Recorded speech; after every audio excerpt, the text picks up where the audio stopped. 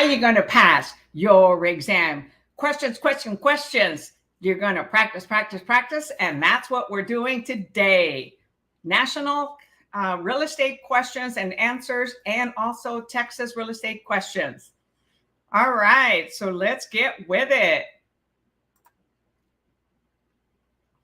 All right, we're starting out with this book here, Practice Test for the Texas Real Estate Exam. We're on test number 2.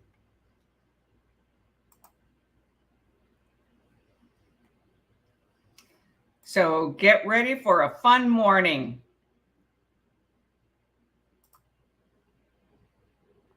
All right, National Real Estate Exam questions. Coming to you from San Antonio, Texas with Wow Lillie Handy of YouTube Agent Prep. All right, what kind of agent is a real estate agent? A, special agent, B, general agent, C, dual agent, or D, subagent? The answer here is A, special agent. A special agent is an agent whose services are only employed for a specific task, one property, or one client. Once the task is completed, a special agent no longer has authority to represent the client. We still keep confidentiality.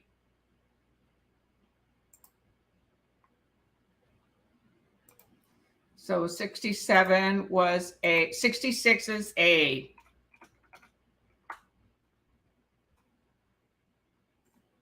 Typing in the wrong place. All right, good morning.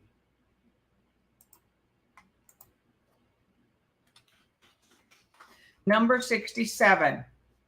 What valuing method is comparative market analysis, known as CMA, not considered as? So what is the CMA not considered?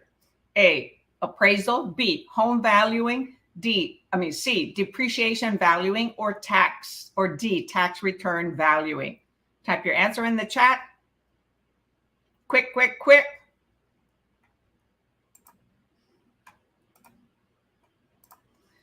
The answer is A, appraisal. An appraisal is a professional opinion value assessment of a property and is independent of the market values of similar properties based on the fact that all properties are unique and cannot be compared to each other.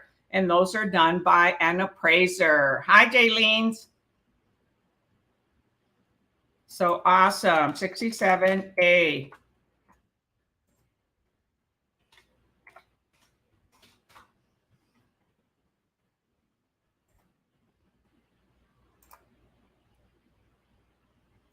Number 68.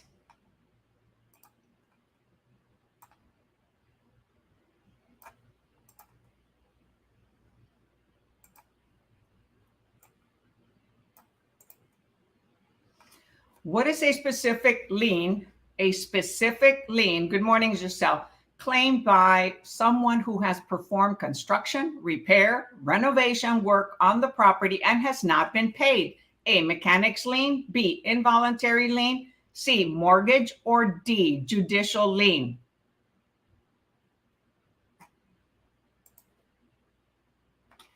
So someone did work and didn't get paid.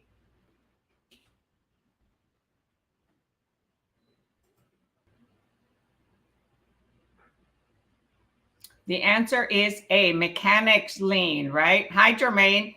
This is security interest in title of property for the benefit of those who supplied materials and labor and offered professional services on the construction and renovation of a property. A mechanic's lien can be taken on both real and personal properties. Good morning, Lizbeth.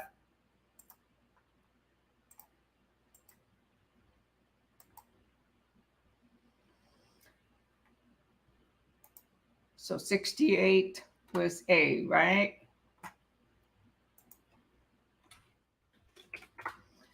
All right, number 69.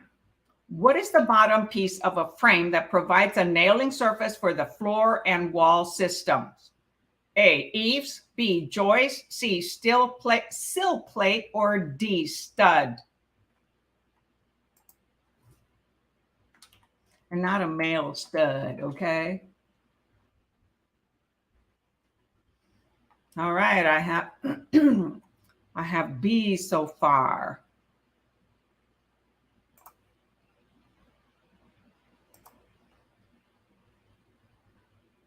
So it is a sill plate, 69C.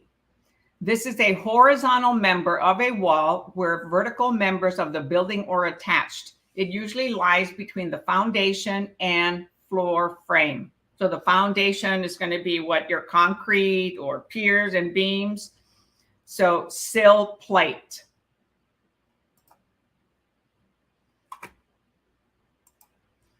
We don't hear that word very much, right?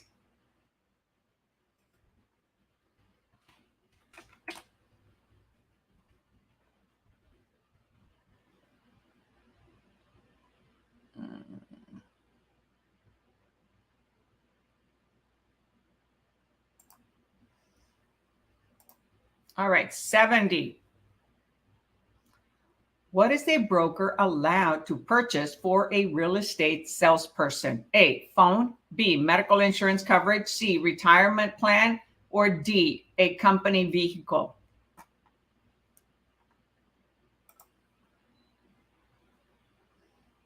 Type your answer in the chat.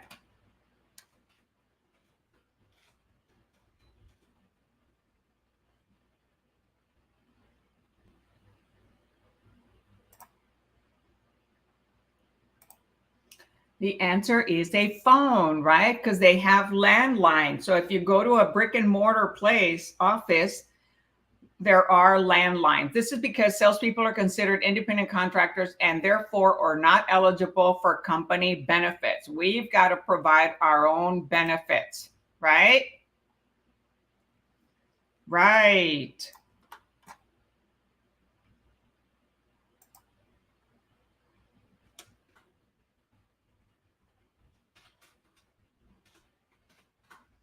Nowadays, we have cell phones that are similar to a computer.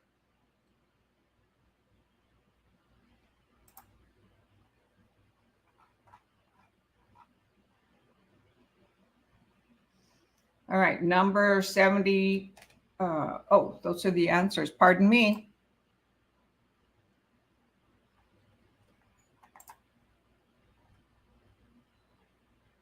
'71. When does hi Rosaura, good morning. When does a real estate salesperson first provide the agency disclosure form?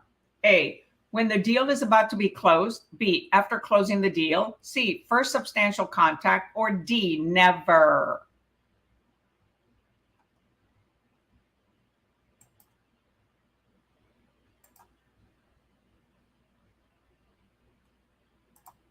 Type your answer in the chat.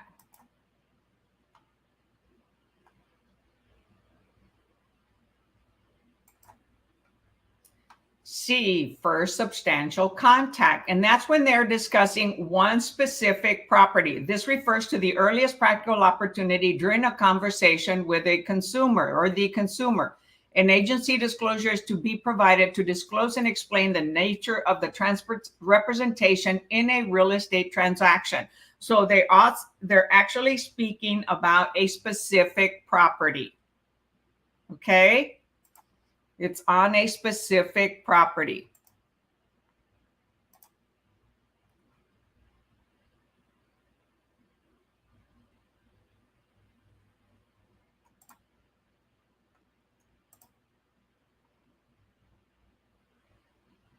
So 71 was C.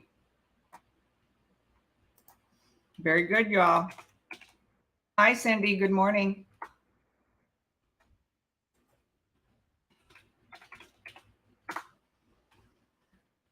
All right, let's see, 72 here.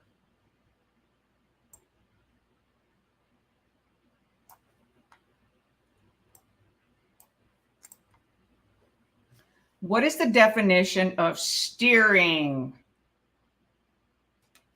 Move. A, when you knowingly provide inaccurate information. B, guiding families with children into an apartment building with other families with children and away from other buildings. C, discriminating against people due to socioeconomic status, or D, failing to provide proof of continuing real estate education.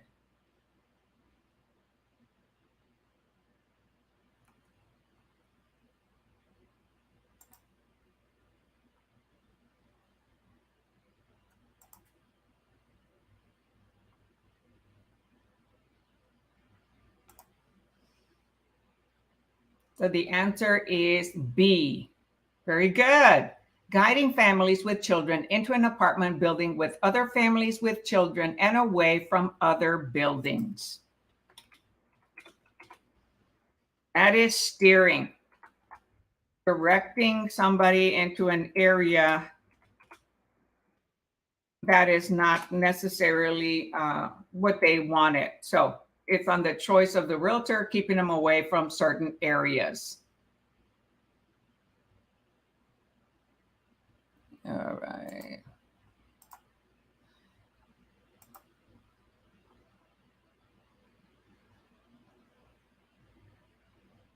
Okay, number 73. What is the value of a point on a mortgage?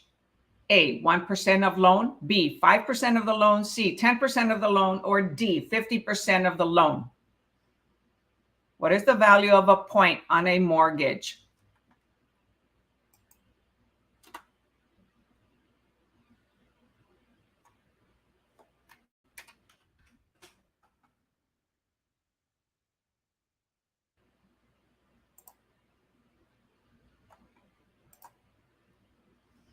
A, 1% of the loan, right? And it's not of the purchase price, it is of the loan.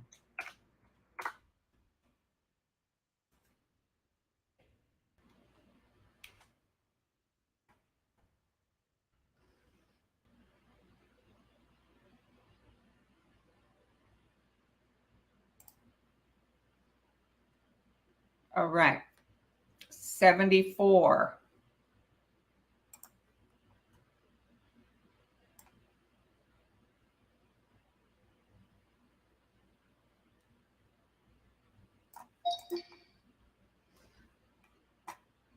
No questions, no questions. Nope, nope. Okay. What type of talent are real estate salespeople? A, assistants, B, independent contractors, C, part-time employees, or D, full-time employees?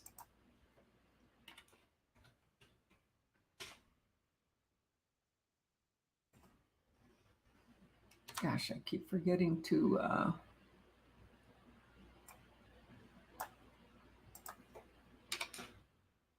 what are we? All right, we've got BBB.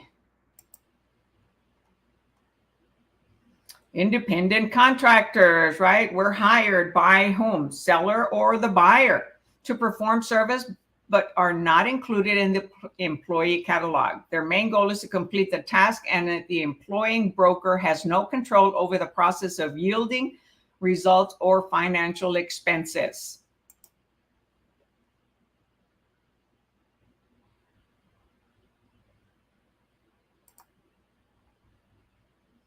All right, number 75. Okay, let me put the answer in here.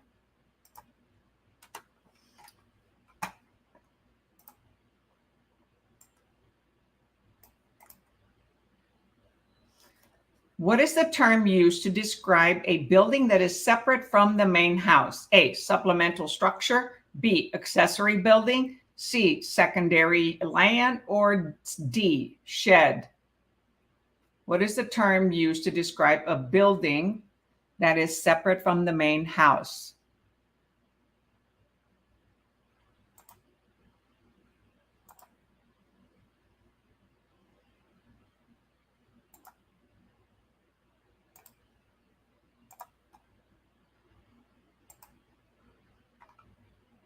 Accessory building, correct. This is a building that is built separately from the main structure in a property. It is usually put to use for a specific purpose, such as a shed, workshop, or garage.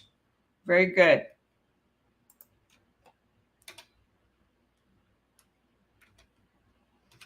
All right, so let's see, Lisbeth, you said D. No, it's an accessory building.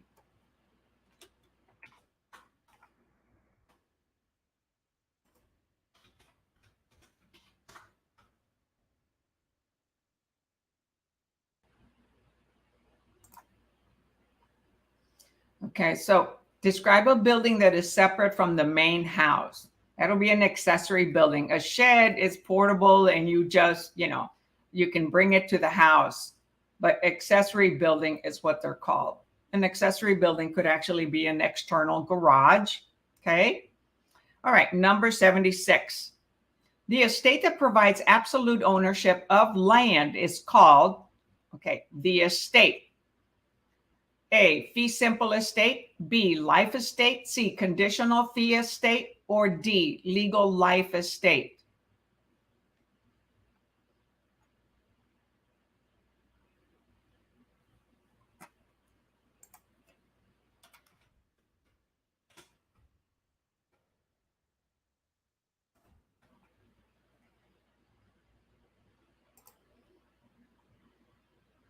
So 76, a fee simple estate. 76A. That is the one that has the best ownership and the bundle of rights, a fee simple estate.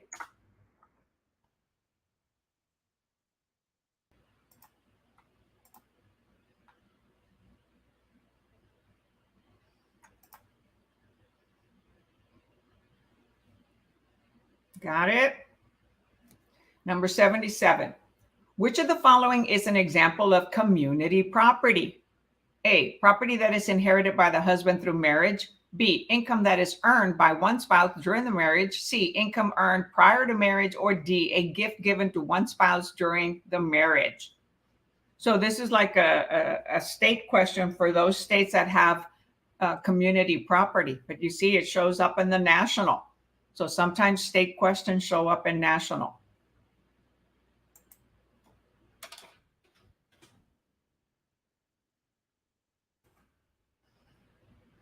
So 77 is B, income that is earned by one spouse during the marriage. So you can have any properties that you purchase prior to the marriage, but during the marriage, if anything that they have earns interest, income, rent during the marriage, even though the property is owned by somebody else prior, it is considered community property because it's being earned now during the marriage.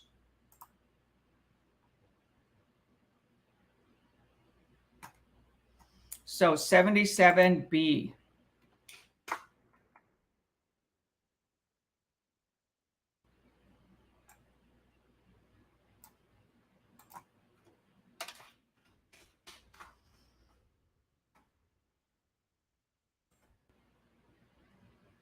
Number 78. Fixtures are considered blank. A, hypothecation.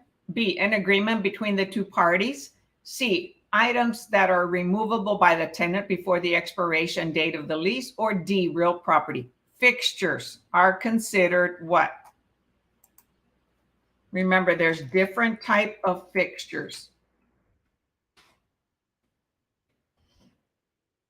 Basically, two types of fixtures, right?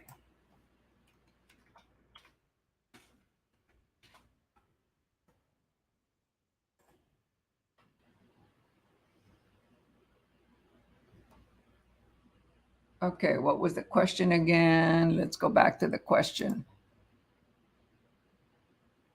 Fixture are considered something that is attached to the home, right?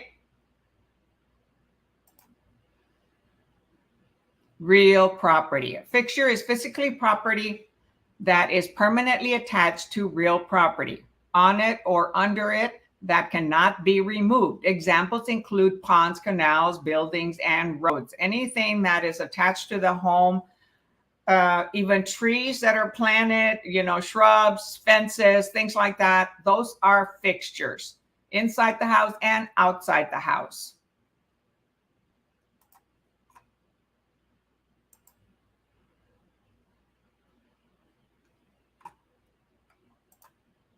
right? 78D.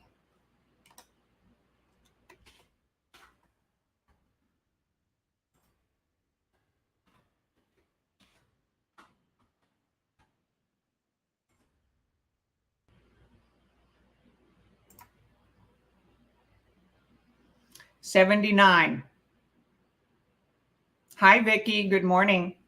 The commission that is due to a salesperson is decided by whom? A, shadows, B, state law, C, mutual agreement, or D, court decree.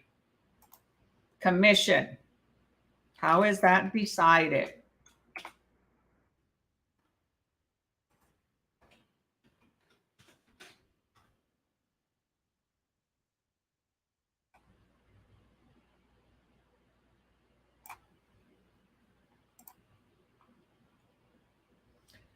By mutual agreement.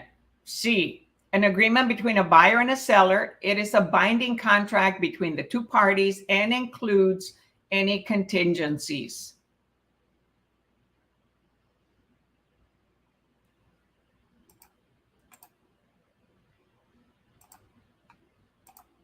So let's go back to the question. The commission that is due to a salesperson is decided by mutual agreement. Okay. Number 80.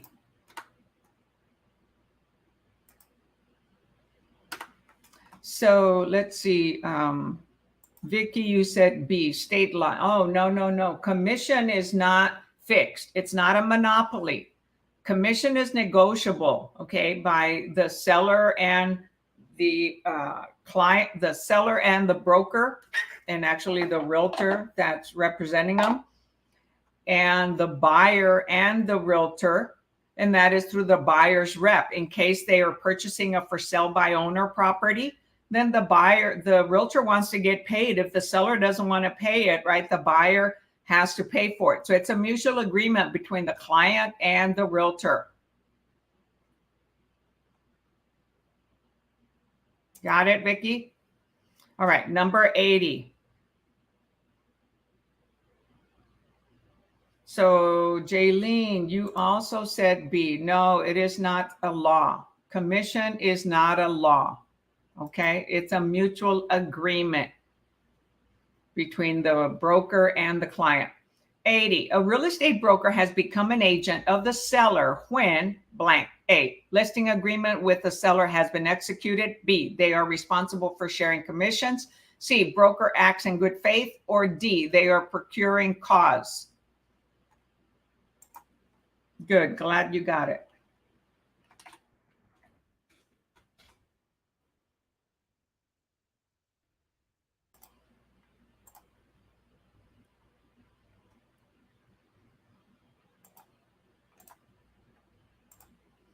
All right, so let's go to the answers.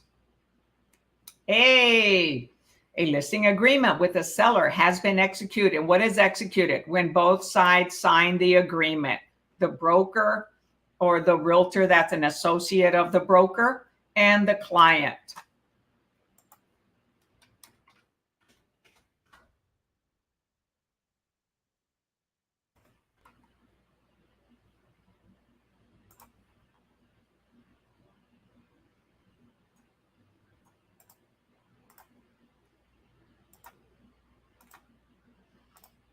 All right, number 81. What is a promissory note? A promise to pay. A, an agreement between, oh, don't see the whole answer. I mean, the whole question. There we go. A promissory note is A, an agreement between the mortgage company and borrower that shows the terms of the loan. B, a document that states the buyer's intention to buy a property for a specified amount. C, a note between the broker and buyer stating the exclusive right to represent the buyer. Or D, an agreement between the seller and buyer providing a grace period for backing out of a sale. A promissory note.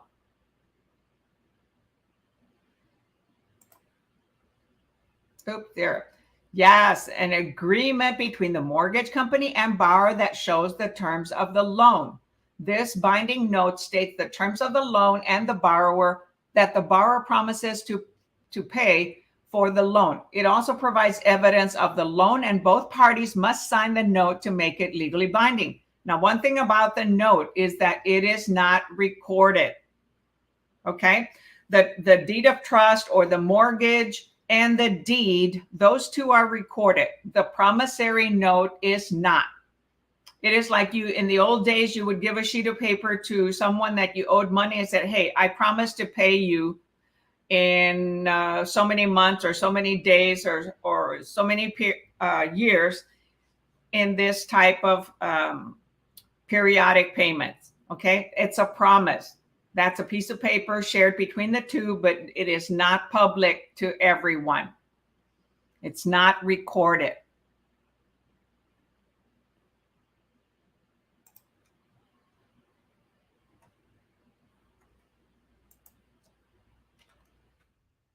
So 81A.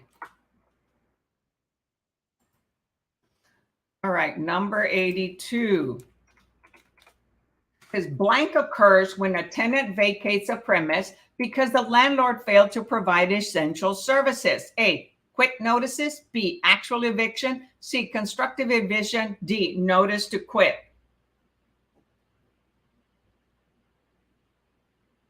Yeah, Giselle, sometimes they do. All right. So blank occurs when a tenant vacates a premise because the landlord failed to provide essential services.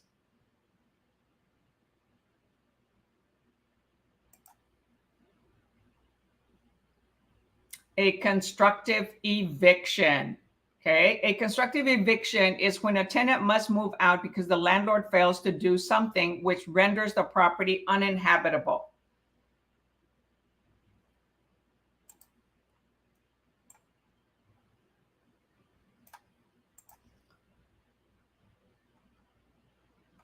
Well, don't look at that answer, okay? I know. Sorry about that. Okay, I've been covering my eyes. Yeah, cover your eyes. Okay. I'm figuring out better ways to do these. Okay, where were we?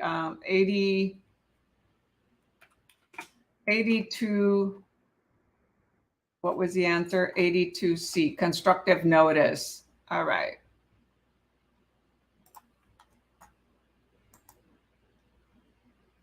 Gee, I already forgot what letter was it. What letter was it? 82C? Yes, can you just read them to us? The answers? Yes, I could, but it seems like sometimes, it's good to read them. Not to laugh. So 83 was C. What constructive notice?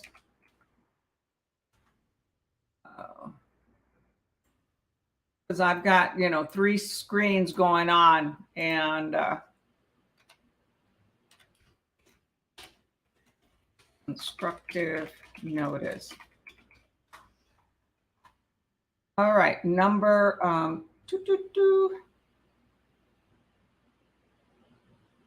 83. Oh, I typed an answer for 83. No, I didn't. 82. Yeah, I did on the other one.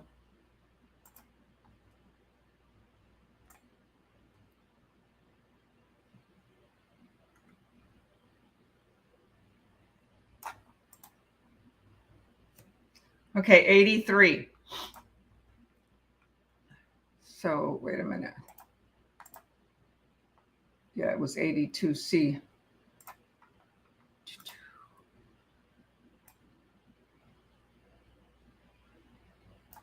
There we go. That's much bigger. A buyer has blank to cancel a contract if a seller's disclosure notice has not been provided prior to the effective date of the contract. A, 9 days. B, 7 days. C, 30 days. D, a seller's disclosure notice is not necessary for buyers. Oh, wow.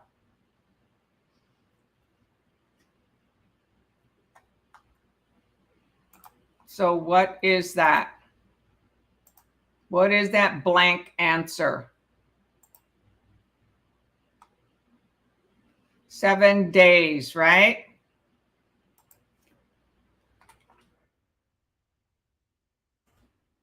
So 83B, 7 days. You know how I usually say that a lot of the answers are even numbers?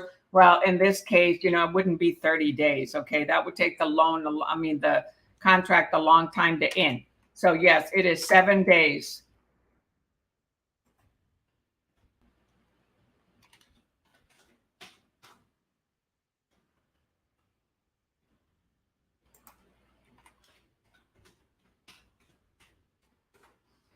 All righto.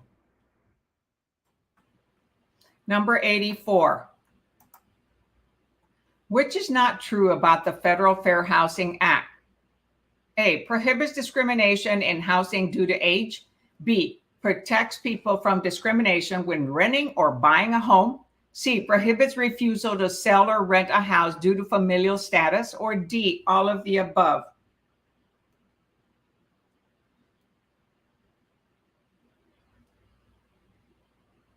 Write your answer in the chatty chat.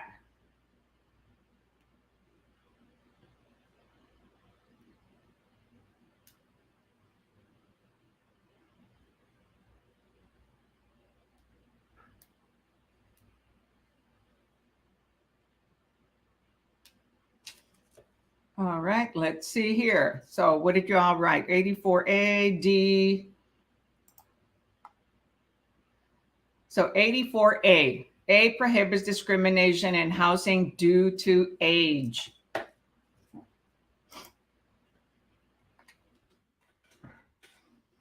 I go to the next page, then I'm going to maybe show you the answer. And we don't want to do that, right?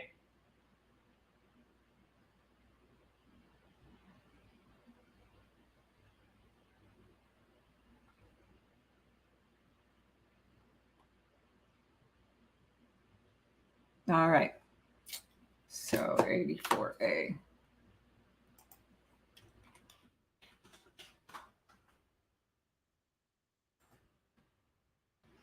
Number 85. So Federal Fair Housing Act, one of the 7 protective classes is age, right? It's not protect people from discrimination when renting or buying a home. It prohibits refusal to sell or rent a house. No. So it is prohibits discrimination in housing due to age. That's one of the 7, right? Number 85. When a property loses value because of the lack of maintenance on the natural wear and tear, it is called what? A, external depreciation. B, physical deterioration. C, economic obsolescence. Or D, negative amortization. So a property loses value because of the lack of maintenance.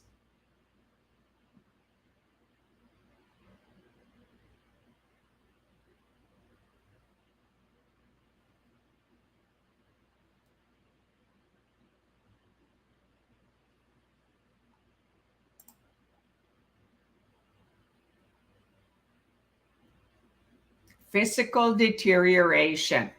So this is the most obvious form of depreciation and can occur when maintenance does not keep up with natural wear and tear. It causes the loss of value to the property. There are 2 types of physical deterioration: functional obsolescence and external obsolescence. Now, physical is sometimes more cosmetic, upgrade the floors, the countertops. And functional means it might need an extra bathroom, it might need an extra bedroom to keep up with the neighboring homes. So functional is more expensive than doing physical upgrades, right? Physical deterioration, repairing that. That's considered a lot of times deferred maintenance. Okay.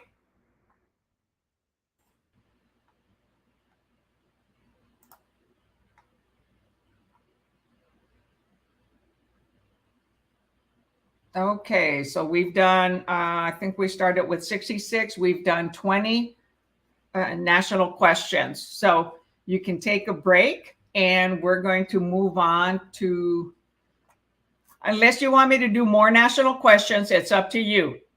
We can start test number 3. So let me know in the chat, do you want more national questions, or should I move along to state questions?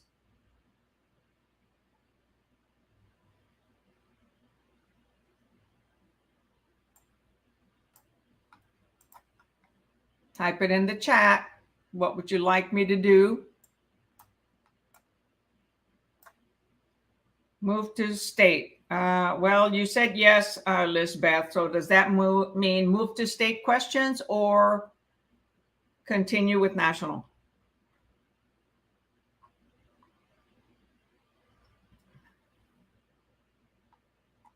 Yes, I would still do state. Okay. The majority say go to state. All right, then I'm going to go to state.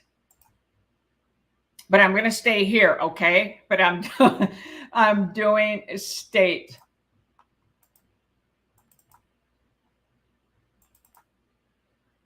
$91. Nah, I don't want Salesperson. I don't want you to talk to me. All right. So on the state, oh, I didn't show you the cover page. We're doing the 2006 Texas Real Estate Exam.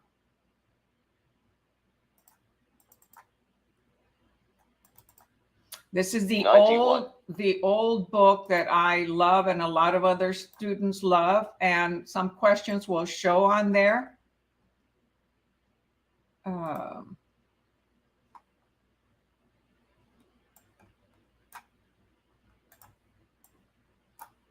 And this is the table of contents.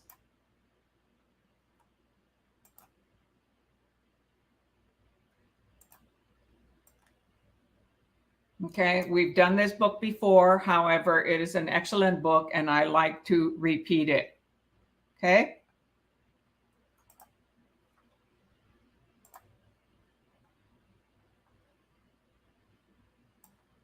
Okay, so we're starting out with number 96 on Texas state questions.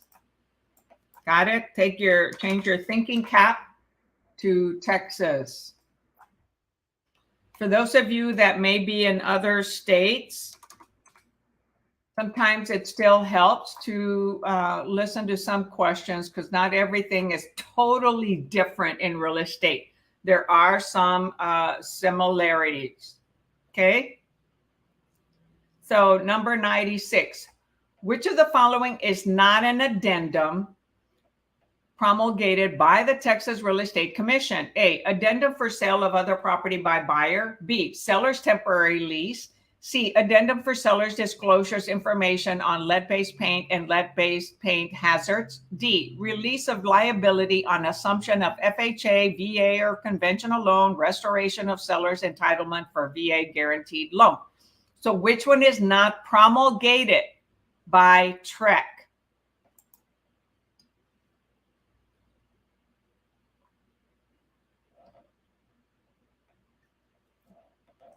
Three of them are promulgated by TREC. They were done. No, it is not D. One of them is a federal document that applies to all 50 states. The answer here is 96C. The addendum for seller's disclosures of information of lead-based paint and lead-based. That is a federal law, okay? It is a federal disclosure, a federal addendum. It is not by TREC or any other state.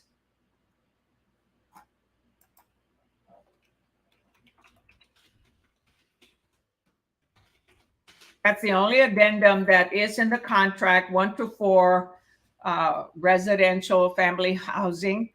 It is the addendum for lead-based paint and lead-based hazard. There's also a pamphlet that we can give to the buyers to see that. So no, there is a temporary lease, There is an addendum for other property by buyer, and there is a release of liability on assumption. Go back and look at your Texas state contract and notice that all the others, you're going to see all these on there. But the one that is not created by TREC or any other real estate commission is the lead-based paint. That is a federal document. Hi, Facebook user. So who is that? You made a comment, but I don't see. I wonder if that's Kevin. So, well, thank you for logging in, for doing the Texas state. That's right. You passed the national already. So did I type the answer yet? Yes, I did. 96C. All right. Very good.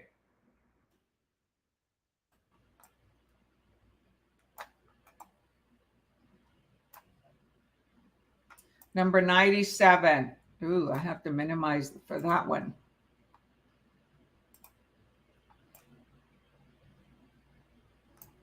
Okay, there we go. 97. Salesperson Sydney failed to complete his mandatory continuing education, MCE, right? The mandatory continuing education is the 90 hours that we're required. I'm sorry. That's what we're required to do every 2 years, right? The SAE is the sales apprentice, and there we have to do 90 hours after you pass your exam and you become a realtor. You got 2 years to do 90 hours. The MCE is the continuing education every 2 years. So it says Sydney failed to complete his MCE prior to the expiration date of his current license. On the 5th of the month following, he brokered a deal worth $30,000 commission to him after the brokerage company gets its share. Which of the following statements is true? A, even though Sydney sent his license fee to the state before the expiration date of the current license, he committed an illegal act because he had not completed the required education. B, fortunately, Sydney paid his license fee before the deadline and was issued a new license with a requirement to pay an additional $200 and complete the education in 60 days. C, Sydney committed an illegal act and is subject to a fine and denial of an ability to reapply for a new license, salesperson license. Or D, none of the statements is true. There is one of them that is true.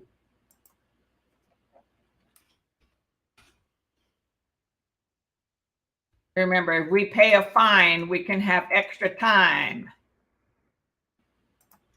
The answer here is 97B. It's fortunately, Sydney paid his license fee before the deadline and was issued a new license with a requirement to pay $200 extra and complete the education within 60 days. So at that point, we pay the $200 plus the late fee for not having our, or an extension, like an option period for 60 days. Okay. So 97B, hey, you're all with it. Awesome.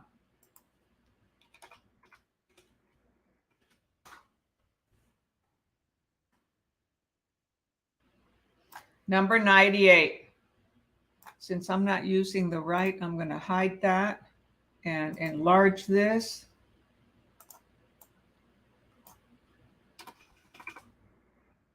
Let's see if I do. All right, 98. Jaylene, sorry to say, but A was not the correct answer. 98. Which of the following actions could leave a broker open to a charge of practicing law without a license? A, advising a seller that property is overpriced and therefore unlikely to sell. B, advising a seller that in the broker's opinion, title to the subject property is not valid. C, advising a purchaser to obtain a lawyer's option of title or a title insurance policy. or D, adding factual statements and business details requested by the principals to standard forms promulgated by the Texas Real Estate Commission, known as TREC. So which one could leave a broker open to charge of practicing law without a license? So 3 of them are correct.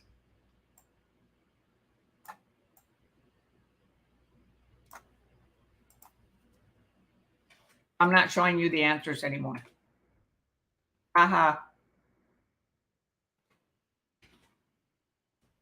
Okay, 98. So Kevin says B. Lisbeth also says B. And yes, the answer is B. Advising a seller that in the broker's opinion, title to the subject property is not valid. We don't know that. We're not an attorney. We send them to an attorney or to the title company, right?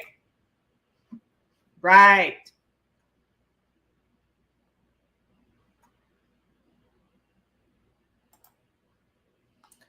Okay, hold on. I'm messing around with my website here. Okay, so 98B. Very good. Did everybody get it right? Yes. All right, number 99.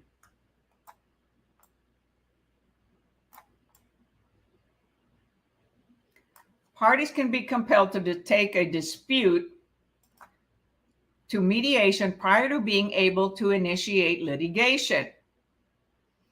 So the broker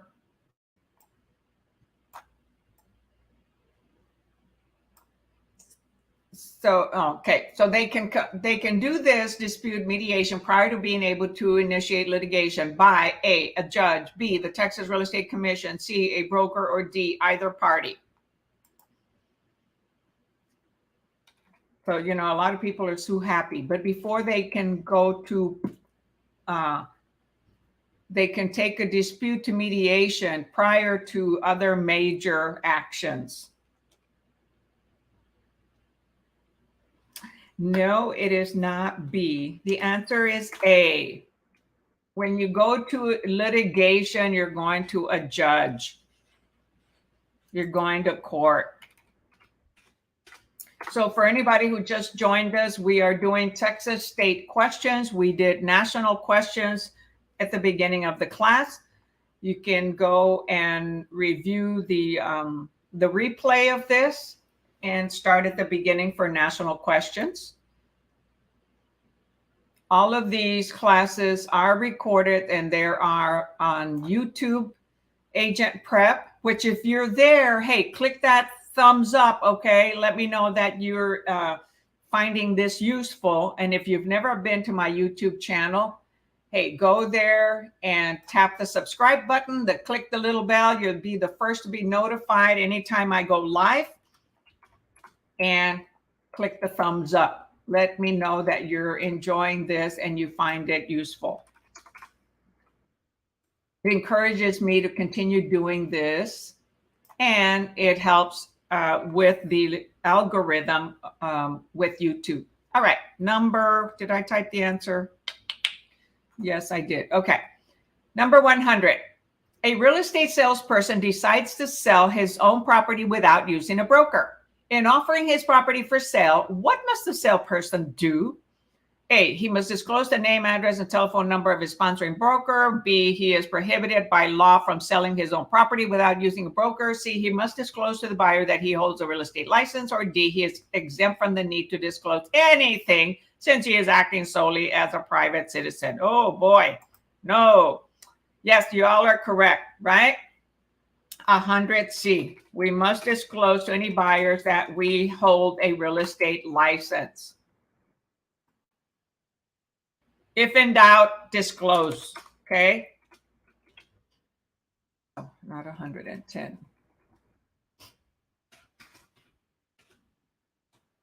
Excuse me, I'm going to sneeze.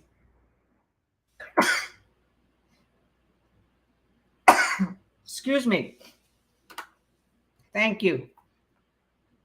All right, number 101.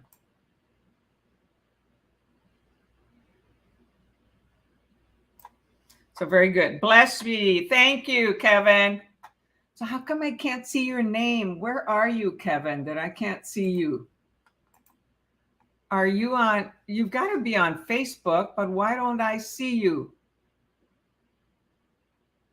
That is interesting. I'm on all three. Weird. I don't see your comments. All right. Thank you, Vicki. Thank you, Giselle. Thank you, everybody. Oh my gosh. Thank you, Cindy. Hey, I'm blessed. Hey, you see what my, look at this. I'm blessed. Okay. On Facebook Live. Yeah. So I don't see you. Okay. 101. But thank you all. Which of the following is a statutory authority given to the Texas Real Estate Commission, known as TREC? Know your acronyms. A, license and regulate developers of condominium communities. B, inspect and accredit providers of acceptable education programs to provide pre-licensure real estate education. C, regulate the work of appraisers who perform appraisals for loans that are federally related. D, regulate the size, duration, frequency, and mediums for ads promoting real estate, real property offered for sale. So, following is the statutory authority given to TREC. Which one is it? Yeah, I know. Last time you were on Facebook Live. Now I don't see you.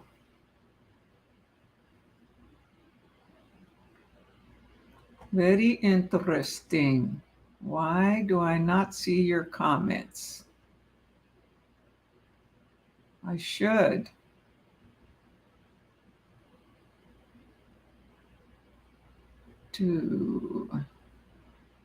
Normally I can see the comments of somebody that doesn't have it. Okay, so what is the answer here? B, right? Inspect and accredit providers of acceptable education programs to provide pre-licensure real estate education. That's why there are hundreds of providers, okay, that we can take courses from. However, we always want to compare, all right, and make sure we get the best fee possible and we understand it. So yes, 101 B as in boy. No, not C. Regulate the work of appraisal. Oh, heck no. No, Giselle. Texas Real Estate Commission does not have anything to do with appraisers. Okay, that's the appraisal board.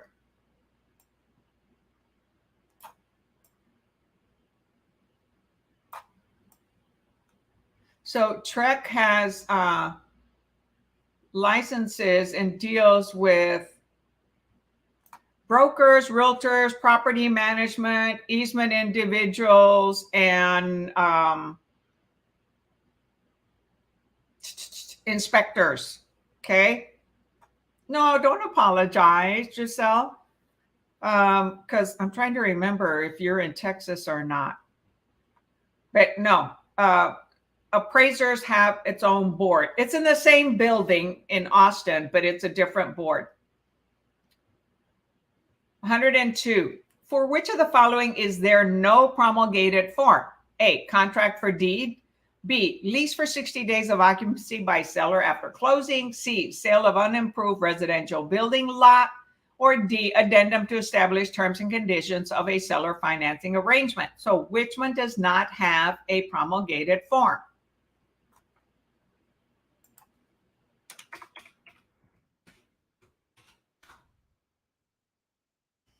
The answer here is A, a contract for deed. That is like a land contract. That is a owner selling their property, okay, and not conveying the deed. Okay, contract for deed is like seller financing. However, the seller here, it's also called a land contract. It's not conveying the title.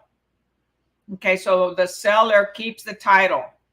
That does not have a promulgated form.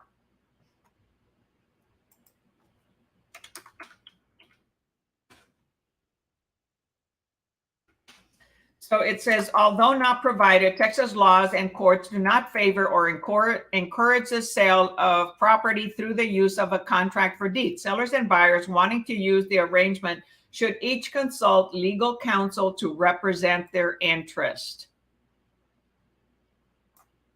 Okay, so if we're doing seller financing, we're going to do a seller financing addendum, and the title, the deed will be conveyed. If they don't want to, if the seller doesn't want to convey title and the buyer only gets equitable title, they get possession and use of the property, but they get the actual deed conveyed once they make all the payments to the owner. At that point, okay, it gets conveyed. After they pay 100%, in some of those situations, individuals can be taken advantage of, and others, it works out fine, no problem.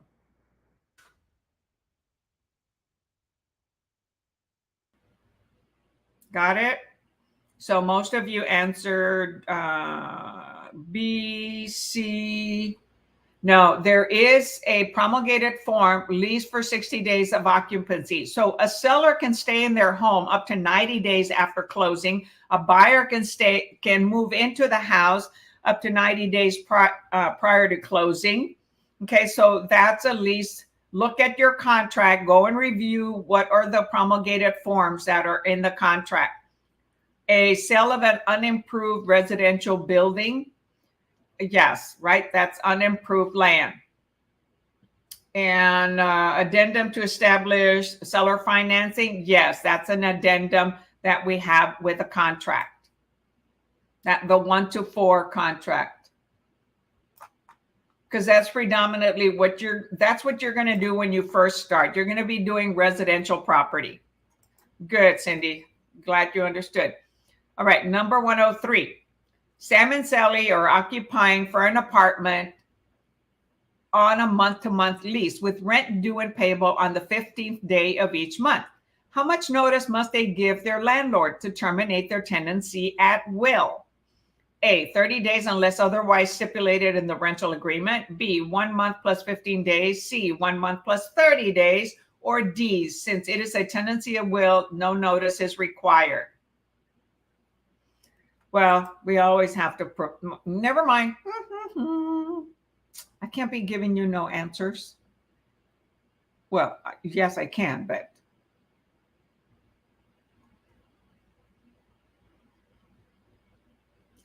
God, it is so weird that I don't see Kevin today. Oh, there you are. I'm looking at the wrong, oh my gosh, am I typing my answers in the wrong place? No. Okay, I see you, Kevin. Boy, this is bad. I got 10 problems on my national exam, but I passed it. No, that was last week. Well, for some reason, I don't see you today. Okay, so what was the answer here? 103A. 30 days unless otherwise stipulated in the rental agreement.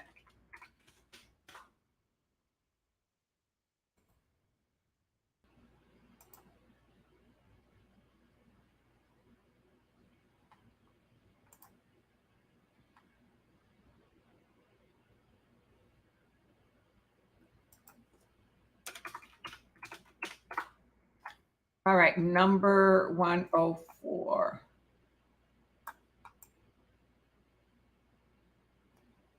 Will it fit? Yes. Okay, very good. Which of the following is true when an applicant for licensure has failed to pass the competency examination within the prescribed 6 period? Okay, this is an outdated question, so it is now 12 months. All right, it is 12 months and not 6 months. So A, the applicant must petition the Texas Real Estate Commission for an extension. B, the applicant may exercise the 3-day grace period to retake. C, the applicant may submit a new application with no additional fees. Or D, the applicant must submit a new application meeting all current requirements. It was the wrong answer. Ugh, that's okay, Rosaura. And then Kevin says,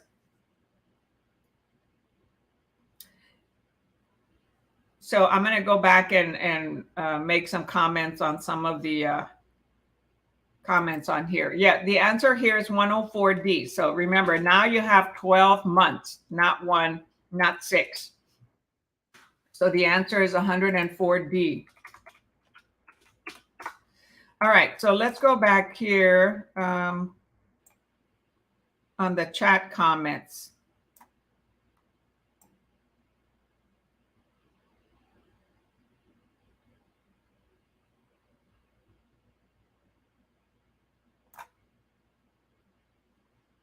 Okay, so Kevin said on 103 that he got the question wrong. Yeah. Okay. It is a tenancy at will, which means either party should be able to leave, right? Because it is at will. When there is something at will, it doesn't require notice. However, all lease agreements, okay, have some type of date. And let me show the comment that somebody else made on here.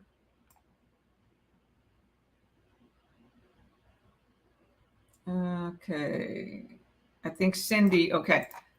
So Cindy made a comment, says, well, it can be terminated at any time by either party.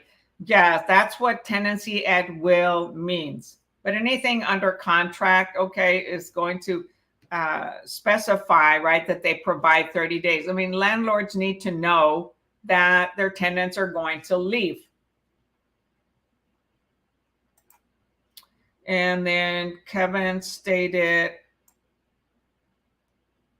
I had chosen D on my test. Oh, okay. Since it is, yes, no notice is required, right? Because it's a tenancy at will. However, like I said, almost all contracts, okay, agreements do say that. And so he said that one was on the exam. And so, yeah, some of these old questions, okay, will show up in the exam actually identical. Why? Because they're old books and they have a pool of questions, okay, that are, grabbed from old books, new books, from instructors. So there's, all these books that are published with simple for questions. Some individuals will tell you, hey, these are 30 exact questions you're going to have on the test. Well, we don't know that, okay, because there's hundreds of exams that they create with a pool of questions that they have, and so each exam is different. So some of them, yes, may be identical, but are you going to get it next time? Well, we don't know. All right. So don't have that expectation that you're going to have an exact exam like what you're studying on your prep books. There are, lots and lots of questions, okay, thousands of questions that get created. And anytime laws change, then they add more questions to the pool. And I don't mean a swimming pool, right? I mean a pool of questions. Okay, number 105.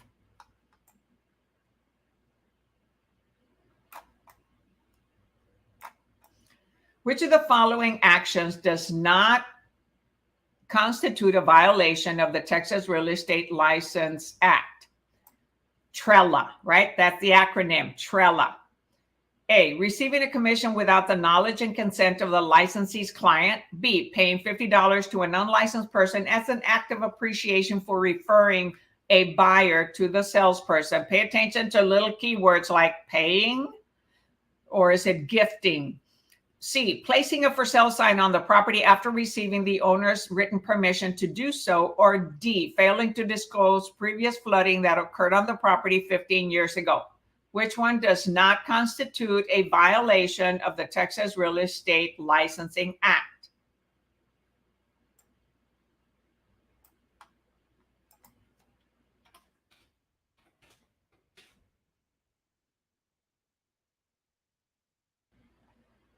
Answers. Yes. Did I skip a question? No, I didn't. 105C, placing a for sale sign on a property after receiving written permission. And it doesn't have to be listed. If the owner provides written permission, we can put a sign in a neighborhood where we are farming and be able to attract buyers from that.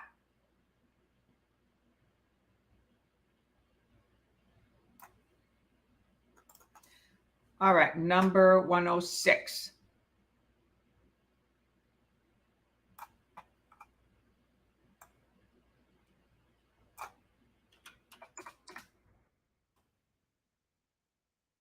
The Texas real estate, shoot, I didn't read that correctly. Yes, huh? It's so easy. I tell you what, I was doing some tests this weekend, or what are we today? Saturday, this week. And I screwed up. I failed to read the word correctly on the question. So I practice questions myself, all right? Because there's so many different new ones. And I get some of them wrong. So don't punish yourself, okay? And I felt like shit because I missed some. But there are so many questions, all right?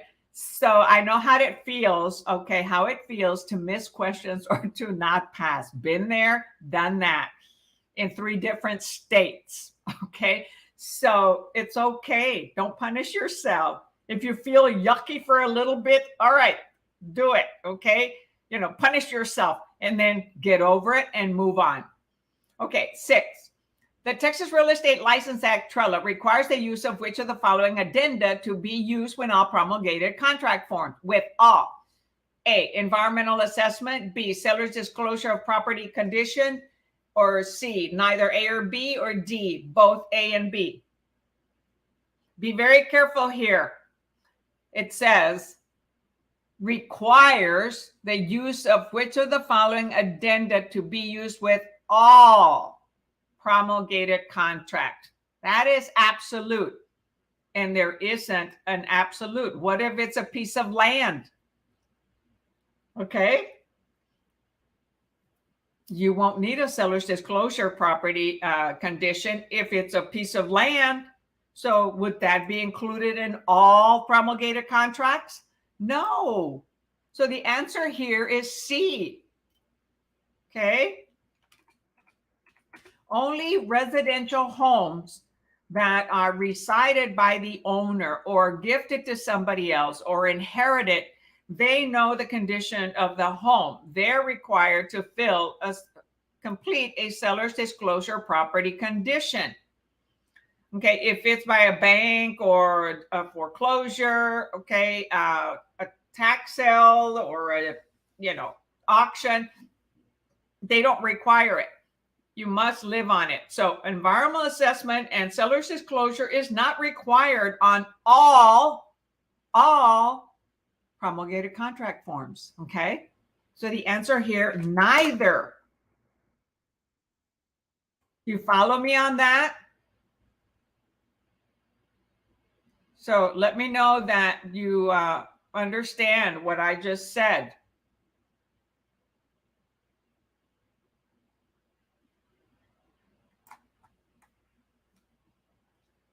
All right, so geez, where is number 8? Okay, so 106, got it. Thank you. All right, good. I'm glad you got it. Seller's disclosures is only on residential property and it is lived in by the seller or it's inherited or it's an investor that's doing remodeling. They're going to know the condition of the form, so they must disclose it, right? But you've got land, commercial, industrial, okay? Those are not seller disclosures. On a commercial, there is a property condition form for commercial.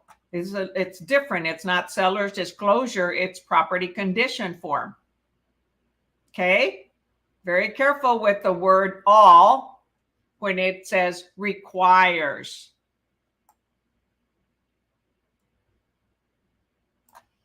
The 107. Okay, so you all got it. Very good. In Texas, real estate brokerage fees or sales commissions are A, negotiated between the client and the broker, B, negotiated up to the maximum amount set by the Texas Real Estate Commission, C, determined by the local association of realtors, or D, set by federal law to bring standardization to the real estate transactions funded by loans to be sold to the secondary money market. So brokerage fees.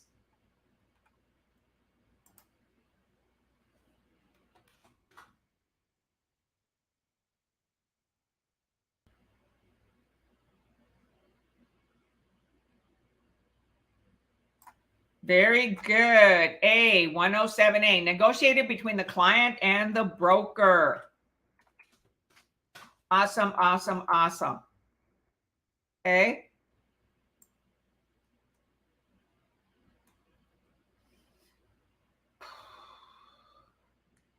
Oh. Where is today's session? Gosh, that's weird. Okay, 107A. All right, number 108.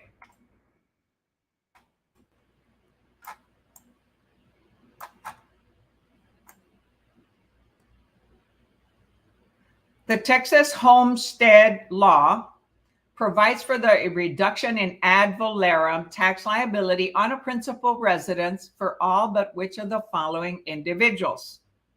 Okay, Homestead Law. A, single parent who owns and lives in a duplex. B, a married couple who own a couple of luxury and occupy a luxury condominium unit. A retiree who occupies a residence with his young girlfriend. Or D, a couple who own a condominium in Corpus Christi and claim homestead in Colorado. Okay, I was taking a test from a current book, a current exam. It had this exact question. Okay, so although these are outdated, some are still going to be in new books. And so that's why I love this book. This exact question was on a recent book that I was doing some quizzes or tests. So yeah, number 108 is D. Very good. So don't just think that new books are the only sources. You know, a lot of individuals will give you their book or sell you their book. Some of them are new, some are old. But it's like when we go to school, old books are still valid, right? Yet when there's new information, then it's added. And that's why we have old and new. They both work. All right.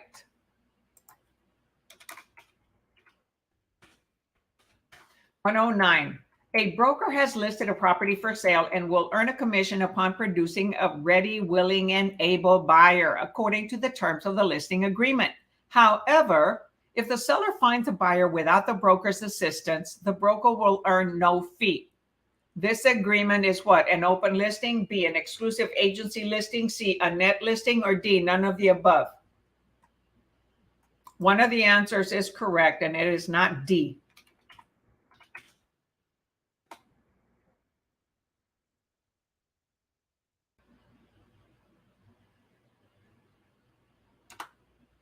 Yes, an exclusive agency listing, right? That's when the seller procures the buyer and they don't have to pay the brokerage any fee.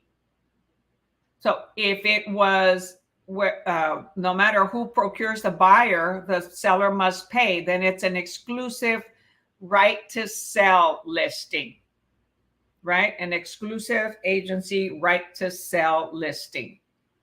That's the little difference between the two. So why is it D? Okay.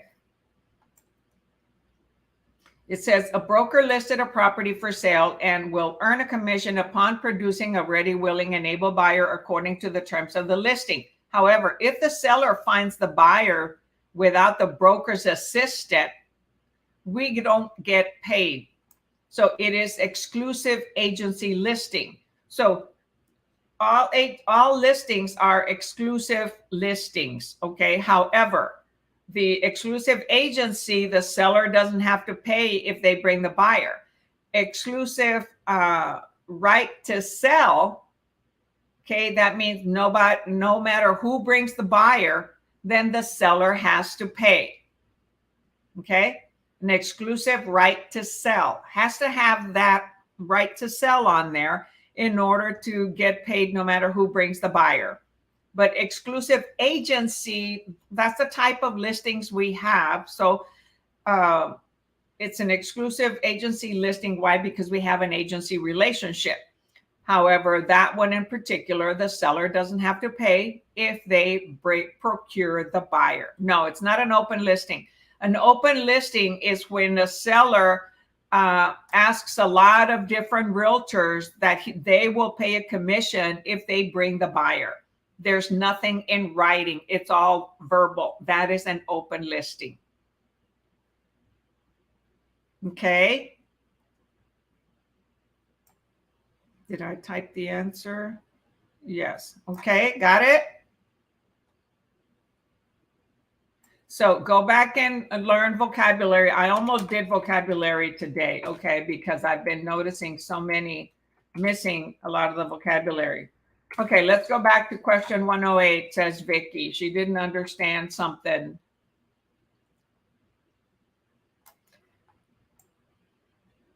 Okay, on number 8, let me reduce it a little bit here.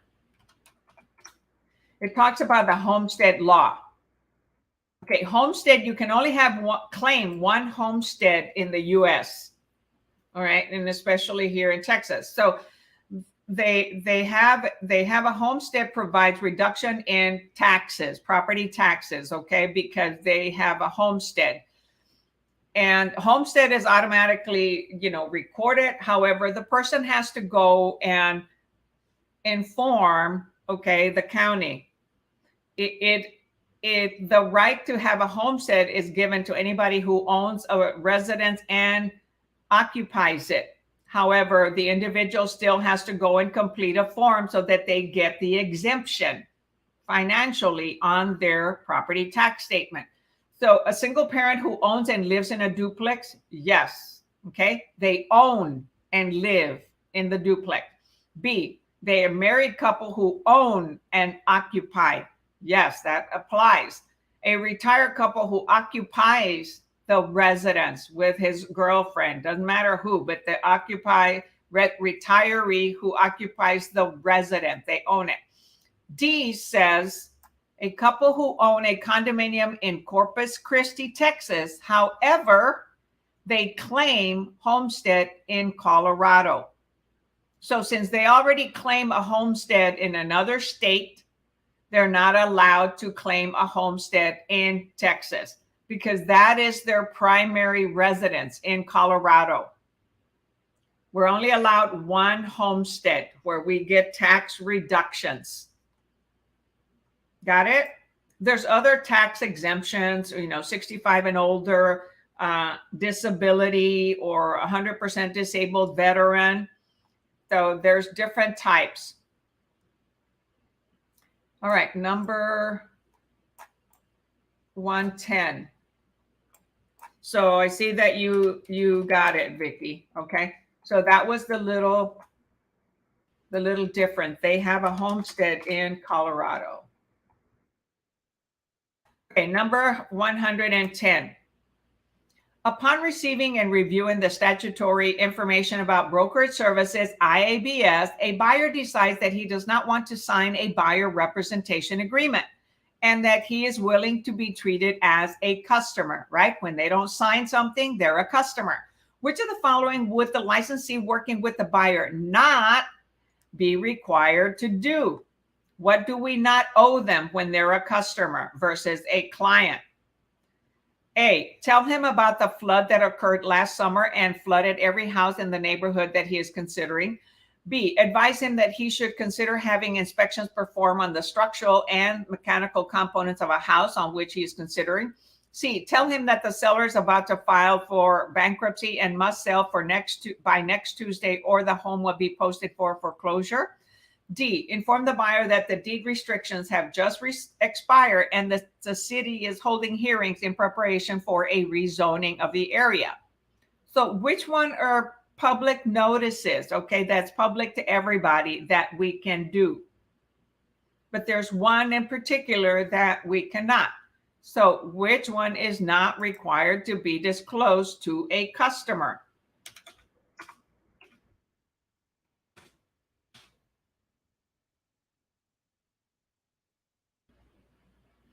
No, it is not D.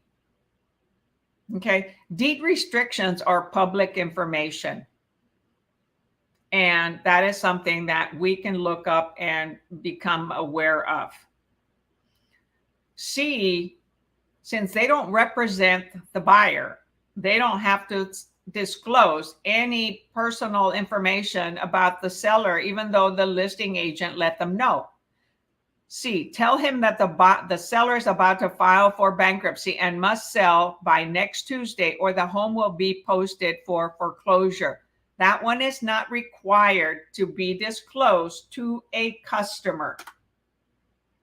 If you're thinking the customer is actually going to write an offer with you, okay, for that property, then you could. But I would say, hey, let's get something in writing to make sure that you get paid and they don't get the information from you and then go use another realtor that they also know. So you can tell them, if you know it, that it's not required. Okay? It is not required. So A, tell him the flood that occurred last summer. Yes. If we're aware of it, yes, we can tell them that. Advise them that should consider having inspections performed. Yes, that we can advise them of. Okay?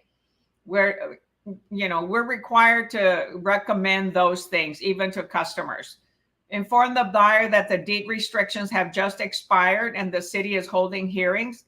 If we know it, yes, we disclose it. I mean, if we don't know it, we don't disclose it, but we can. All right. The one we're not required to is the fact that a seller who we don't represent, okay, even though we're aware of it, we do not have to tell them it's going into bankruptcy or foreclosure.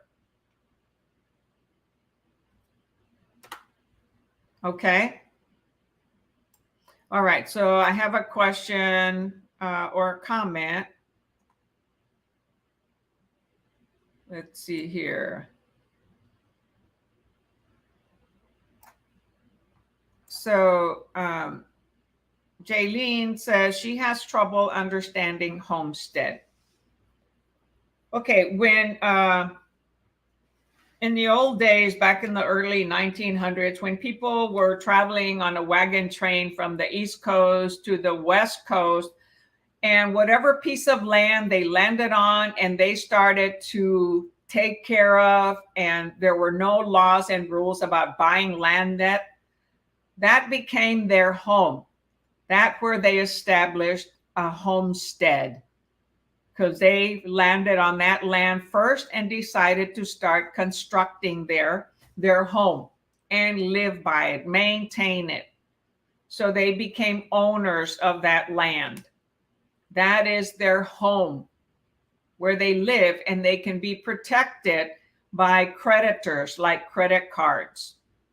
Okay, we're not protected from property taxes or from our mortgage being due, but a homestead protects us from being foreclosed on from creditors. Okay, we're allowed one piece of land in the United States that we can get tax deductions, okay, or tax exemptions or reduction, so that we pay less property taxes. And that's because it's our primary residence and we live on it, or we live in it. Does that help any, Jaylene?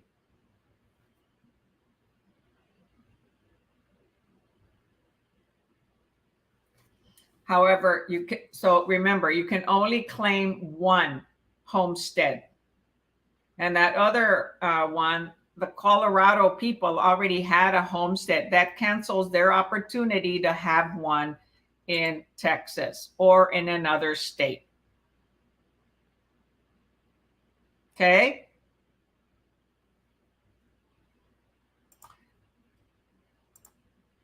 All right. So we're calling it a day.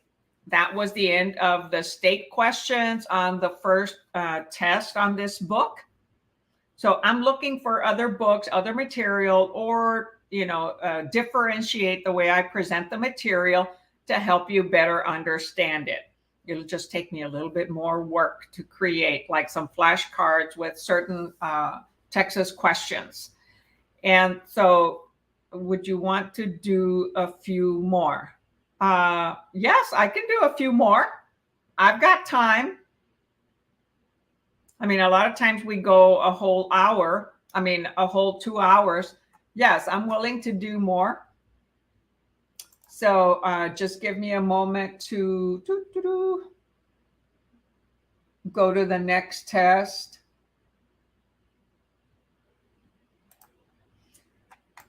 So the next test will be on page 181.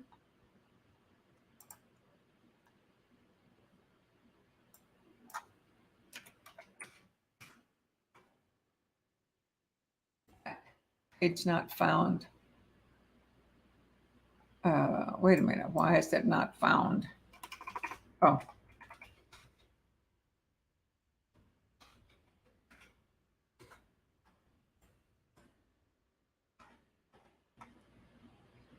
So this book also has a Scantron, okay?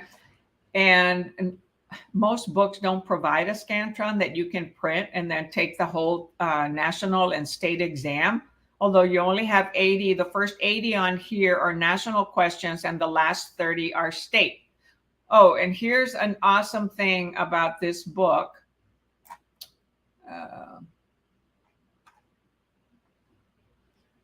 Is let me show you.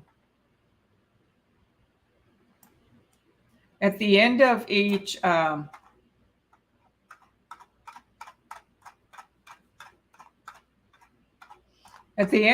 exam, all right, there's the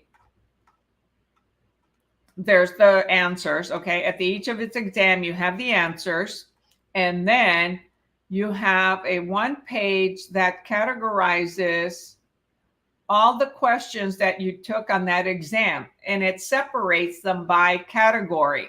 So if you have a weakness on property ownership or land use controls or financing or whatever, and you want to repeat those questions, you go to these question numbers on the right-hand side, and they separate it by national and by Texas. This is an excellent way to go back and study the particular questions that you're weak on. But what I do, when I take a quiz, like I was taking one this week, and I miss some questions, I go and redo the whole test again until I get them perfect. And so what happens is you start recognizing the question and the answer, even though it may be worded differently, okay, on the actual exam, but your mind start to recognize, okay, similar words, similar text by repeating the same questions, the same test. So if you did the test one, don't just stop there. If you missed several questions, go do the whole thing again. If I can do it, you can do it. All right.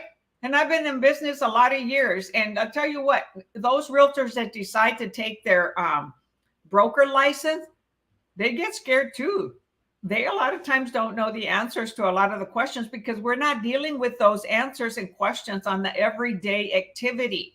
We're dealing with the people, the transactions, the all the different networking individuals that we work with throughout a transaction.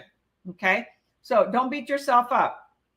All right, so we'll continue with state questions, and it starts on 81 of each of these books. And they discontinued making books, which is kind of disappointing to me because I love this book, and so do a lot of my students. Okay. So let's move it here.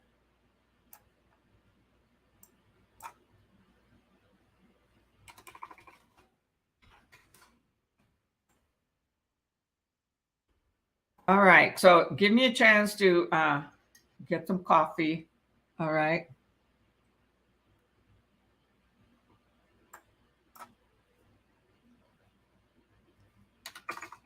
It already got cold.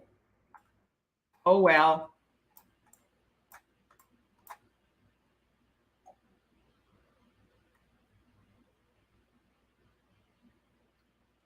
All right. Ready, Freddie? So for some more state questions, Texas state questions. I'm so down. The babe is napping. Okay. Let's see here. Let's see. Would you want to do a few states? Yes, we're doing a few more states. And thank you, Vicky, so much. And you are a great instructor. Oh, thank you so much. Sometimes I question myself whether I am or not, but thank you for that. I really appreciate the comments. Any good words, any encouragement, any positivity comments really helps. So Jaylene shows me a happy face or a cracking. Oh no, a sad face. And here, I'm so down. The baby is napping. Baby, okay. Oh, the babe is napping. I will catch you on Wednesday. All righty. Elizabeth, you're the best. All right. Thank you. Okay. So let's do some more questions. So here is 81. Which one of the following terms is most synonymous with the buyer when two licensees are functioning as a listing agent and a sub-agent? A, principal, B, client, C, customer, D, facilitator. I saw this question on a recent, the exam that I took this week. Okay. And this is a very old question. And I took a recent exam. And why did I do that? I'm just practicing. Okay. I'm just practicing what you experience. So type your answer in the chat. Can you show the answers? Oh, can't. Oh, I'm sorry. Oh my goodness. Yes. There we go. All right. Oh my gosh. All that other stuff I showed you, and I didn't have it on the right screen. Remind me to show you the Scantron and all that I was talking to you about. All right. There we go. So, well, to show you the answers, it may show you more than one answer, okay? But I can try that. So which one is it that is synonymous with functioning as a listing agent and a sub-agent? It is not A.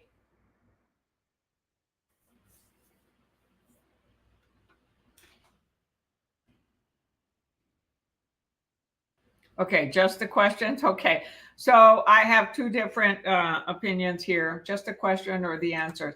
The answer is actually customer. So it says, what is synonymous, similar to when a buyer, with the buyer, when both licensees are, one of them is a listing agent and the other is a sub-agent. When there's a sub-agent, that sub-agent does not represent the customer. They don't have a client that is separate from the listing. So the seller is actually their client, and that's who they own their fiduciary duties to. So it becomes a customer who didn't want to sign a buyer's rep agreement. And that's when you have a listing agent and a sub agent. So it's a substitute agent is for the seller. Okay. So it's 81C.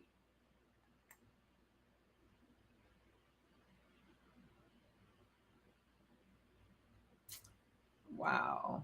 I can't find, I am so screwed up today.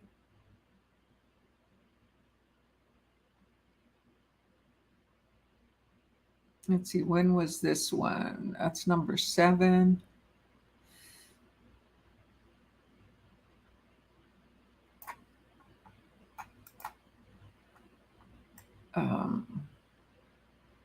I still cannot see you, Kevin, for some reason.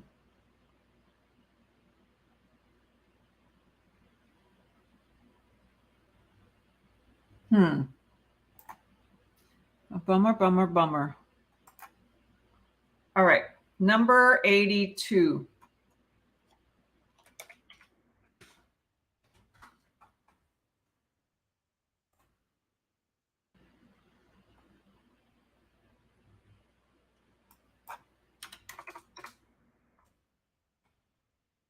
Oh, that's a long one.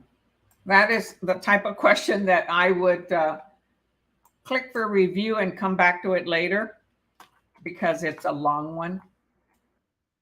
Oh my gosh.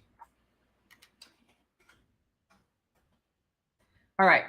Number 82. A buyer is purchasing a house using third-party financing as described in the Texas Real Estate Commission third-party financing condition addendum. According to the addendum, financing approval will be deemed to have been approved when the lender determines that the buyer has satisfied the lender requirements relating to what? A, property appraisal, buyer's credit history and employment record. B, buyer assets, income and credit history. C, property inspection report and appraisal and buyer's income and credit history. Or D, property inspection report and appraisal and buyer's assets and credit. So what does the lender want to know? That's on the third-party financing condition addendum, okay, when purchasing a house. So they would be deemed approved, okay, the person, the buyer, okay, determines that the buyer has been satisfied for the lender's requirements. There's the buyer and there's the home. There's the whole process that has to get approved.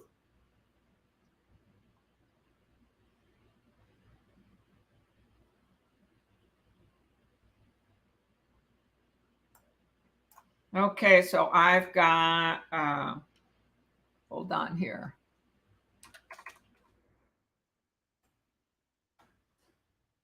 So I've got it'll be the buyer's assets, income, and credit history, right? That's what the lender wants to know that they qualify for.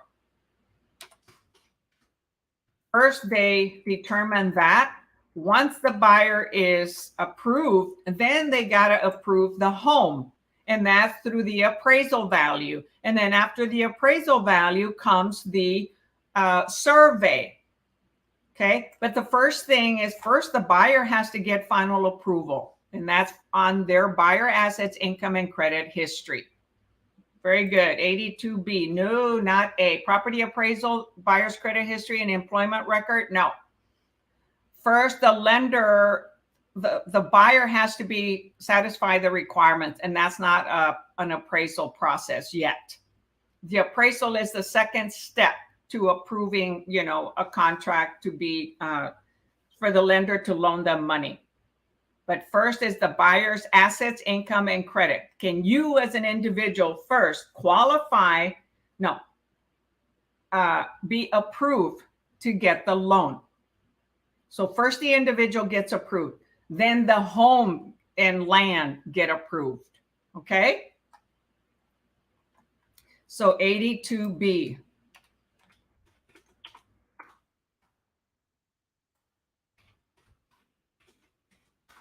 All right, number 83.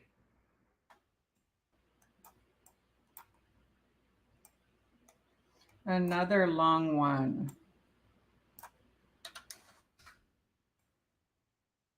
All right, number 83.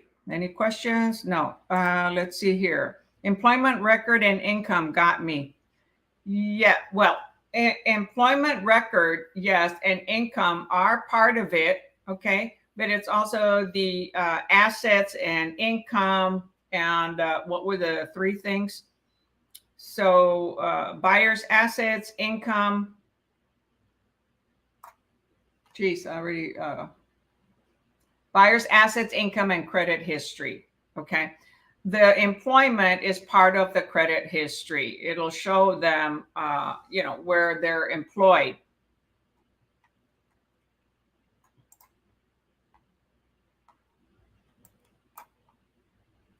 All right, number 83.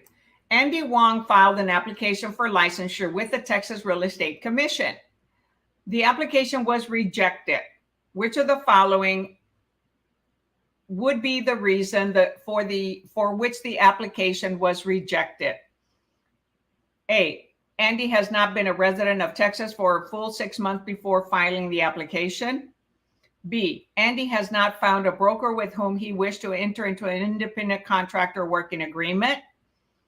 Or C, in trying to meet the education requirements for licensure, Andy failed to obtain a passing score on 2 of the 9 courses he took. Okay, today we have 6 courses, right? Not 9. And then D, Andy turned 17 on his birthday last month. I'm trying to make it larger for you. This text is small. So 83 is D. Yes, awesome.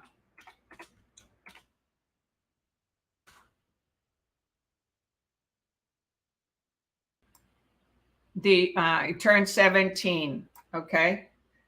So 1, you're a resident of Texas. Well, you can be in another state and get a Texas license. Okay. And then let's see here. Andy had not found a broker. Well, that's not part of it. So which one of the would be the reason for which the application was rejected? So you have to be 18 years old. Plus you also have to have a high school diploma. Okay. So let's see.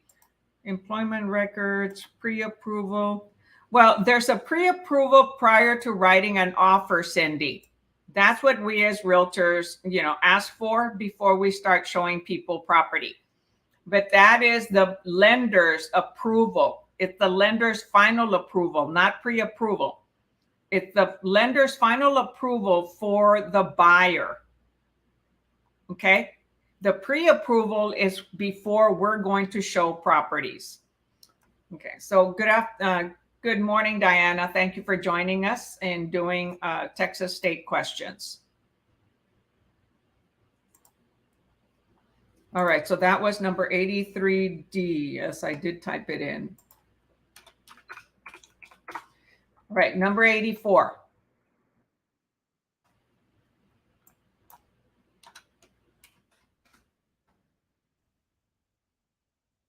Which of the following would not be exempt from the seller disclosure requirements, okay, of section 5.008 of the Texas Property Code?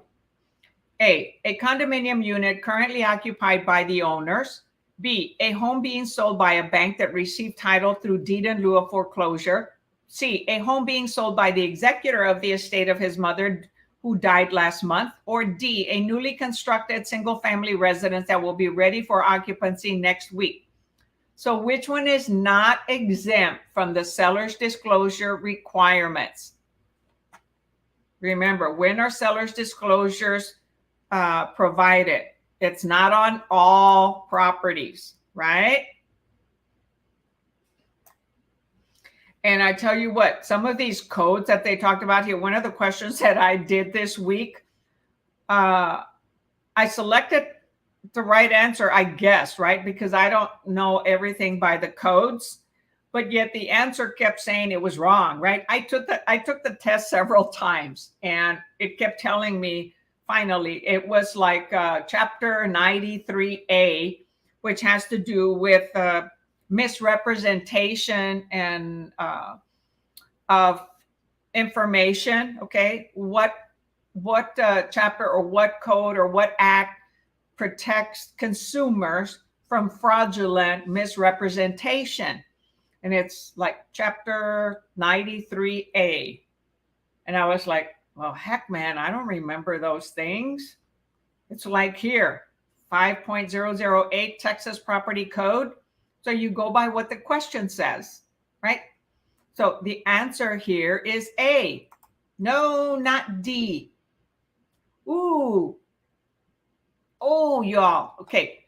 Which one is not exempt from seller's disclosure? So an owner owns a home. They've been living in it and they know the condition of the home that's visible or things that they have experienced. Okay. Would not be exempt. So it is a condominium unit currently occupied by the owners. So those that occupy a unit that they own, a house that they own, they are not exempt. Okay. A newly constructed single-family residence is exempt. A home being sold by the executor, they've not lived in the home, that is exempt. A home being sold by a bank, they've never lived in it, that is exempt. So it has to be, a seller's disclosure is for a seller to be able to disclose information that they know about their home that they've been living in. An investor buys it, they have to disclose, right? They're probably going to remodel it or do some fixer up or whatever. They're going to inspect it. If it's inherited, then they're going to know about it. They're required to complete one.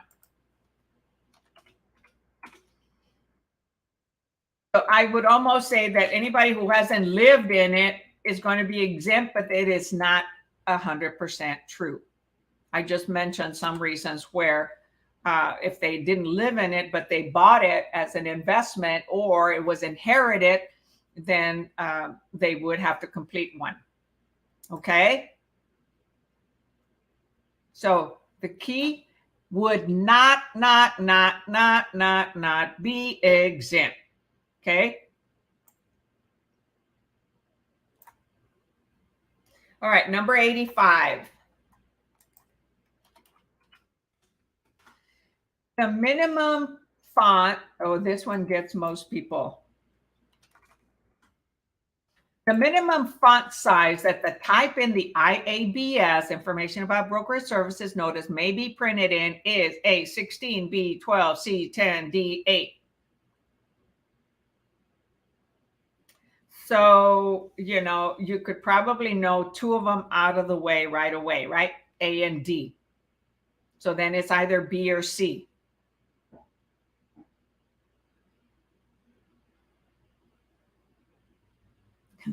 Hey, Jaylene, is that a funny face? I can't tell.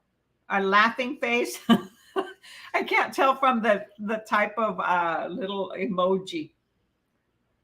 Yes, the answer is C, 10.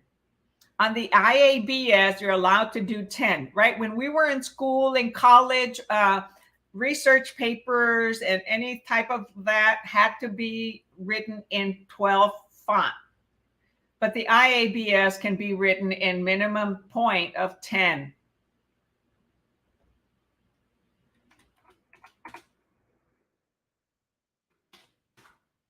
So the IABS, information about brokerage services, can be in a minimum font of 10. It got us, right? 12 is what we normally know for research papers, essays, and all that, you know, when we're typing it, when we finally started doing it by computer. But prior to computers, right, it was handwritten. Or when we were typing using a typewriter, there was a way to select a certain size. Boy, that's a long time ago. Long time ago. I used to be a fast typist. It was so much fun. All right, sad face. All right, and thank you for that, Jaylene. She said it was a sad face. All right. All right, number 86.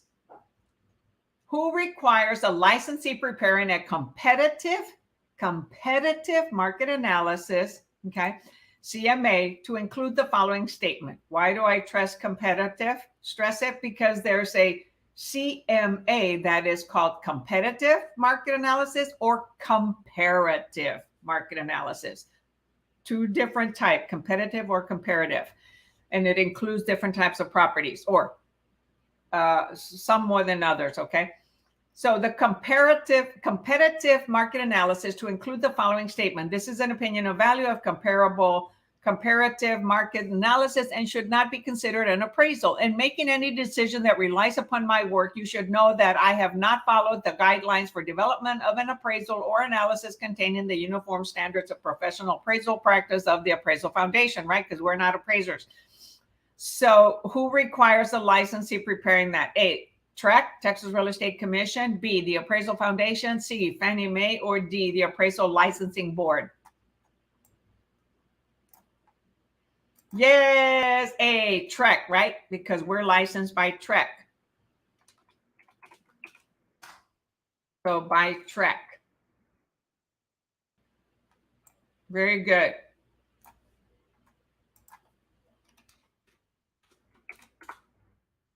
Number 87.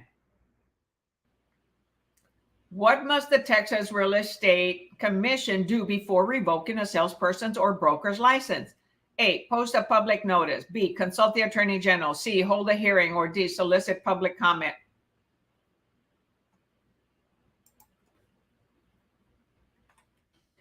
And I stress, when you're taking tests, make sure you're alert and awake and not tired or stressed out or something major happened in your life, because your mind will not be totally focused and clear. Okay, because I was tired and was missing questions. So 87C, that is correct. Hold a hearing, right? And that hearing can be held in the county of where the salesperson or the broker is, or in Austin if the salesperson or broker does not respond to where they want it to be held. Number 88.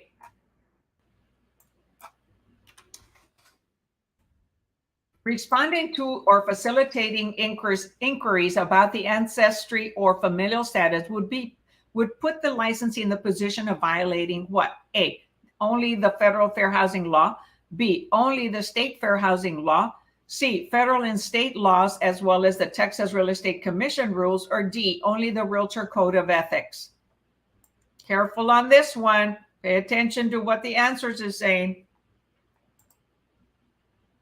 So responding to facilitating inquiries, ancestry or familial status would put us in a position of violating which one? Federal housing, state fair housing, federal and state, as well as TREC or Texas Real Estate Commission rules, or D, only Realtor Code of Ethics.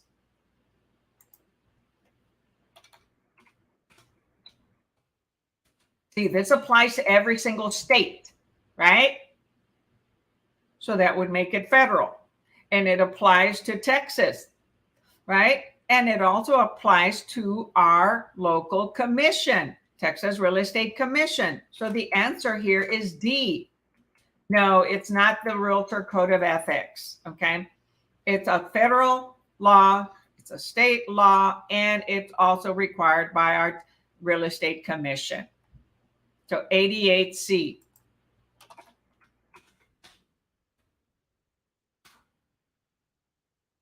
So you got it, Kevin. And who else answered D? No, that was it. Okay, very good. Very good. Cindy Cook and Rosaura. Good, good. Giselle, awesome. And is Lisbeth still with us? She's one of my good old faithfuls. All right, number 89. When an agent does not fulfill the fiduciary duties and perform as promised, how may the client end the relationship? When an agent does not fulfill the fiduciary duties, okay, and perform as promised, how may the client end the relationship? A, reliction by verbal notification. B, unilateral rescission in writing. C, listing with another broker. Or D, notifying the local multiple listing service. Who is the relationship with? Oh, there she is. Hi, Lisbeth. I scrolled up and I didn't see your name. All right, 89. Okay. So how can a client, okay, end a fiduciary relationship? No, it is not A. It's not done verbal, because remember, we represent the broker and the agreement is with the broker, and it has to be in writing. So a unilateral rescission in writing. So unilateral means it's one-sided, right?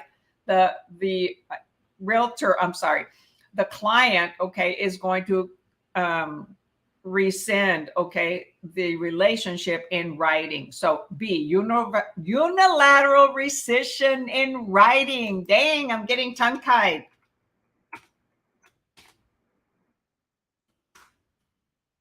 All righto. Okay. Wow, there's a whole bunch of you watching on YouTube. Hey, Kevin, you're going to have to join us on YouTube, right? Or remember to go to StreamYard.com/Facebook and give StreamYard permission to post your name as you instead of just Facebook user. Okay. Number 90. Oh, another long one. Minimize here. Oh man, that didn't do it. Okay, 225. Oh no, that still didn't do it. So 200. That's the resolution, the zooming. All right, this is a long one. Okay. Oh, I didn't type the answer here. What was 89? B. Okay. So Samuel is under contract with a buyer for the sale of his house. He has agreed to give the buyer a 10-day termination option as described in paragraph 3 of the Texas Real Estate Commission. Okay, well, this changed. It's no longer in paragraph 3. It's on the first page of the contract with the earnest money. Okay, so this is an outdated question. However, the rest will be correct. Samuel has been paid $350 option fee, and the buyer has deposited $2,500 as earnest money with an escrow agent. If the buyer delivers a notice of termination to Samuel on the 10th day, Samuel is obligated to do what? A, release $2,800 to the buyer and keep the $50 non-refundable part of the option fee. B, release one half of the earnest money to the buyer and retain the other one half plus the option fee. C, release all the earnest money to the buyer and retain the entire option fee. Or D, release all the earnest money and option fee to the buyer because the buyer terminated within the contractual prescribed time frame. Nope. Nope. It is not D. Remember, the option fee always stays with the seller. So it is not D. The correct answer is C.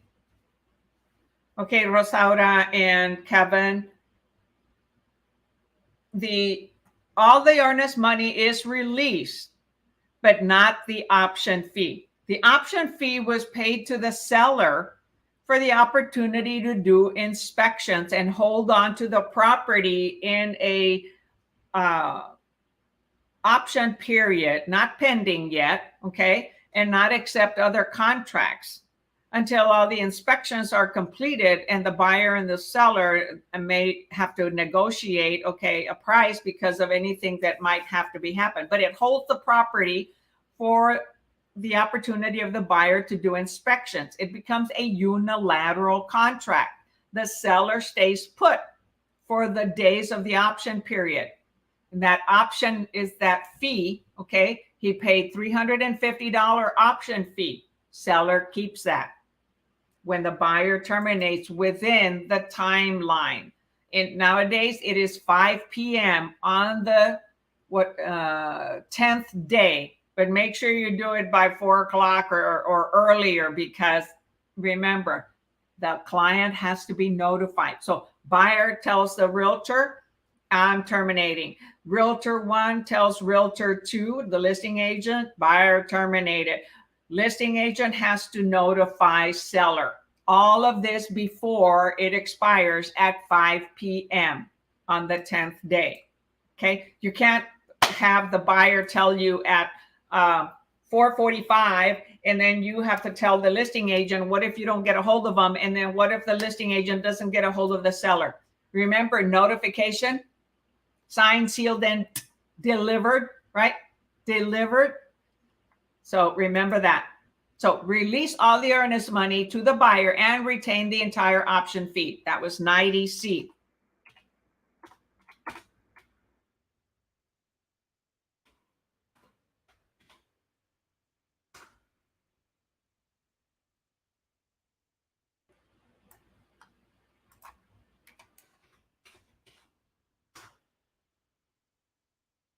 Okay, we're almost at 2 hours. Y'all want to keep going?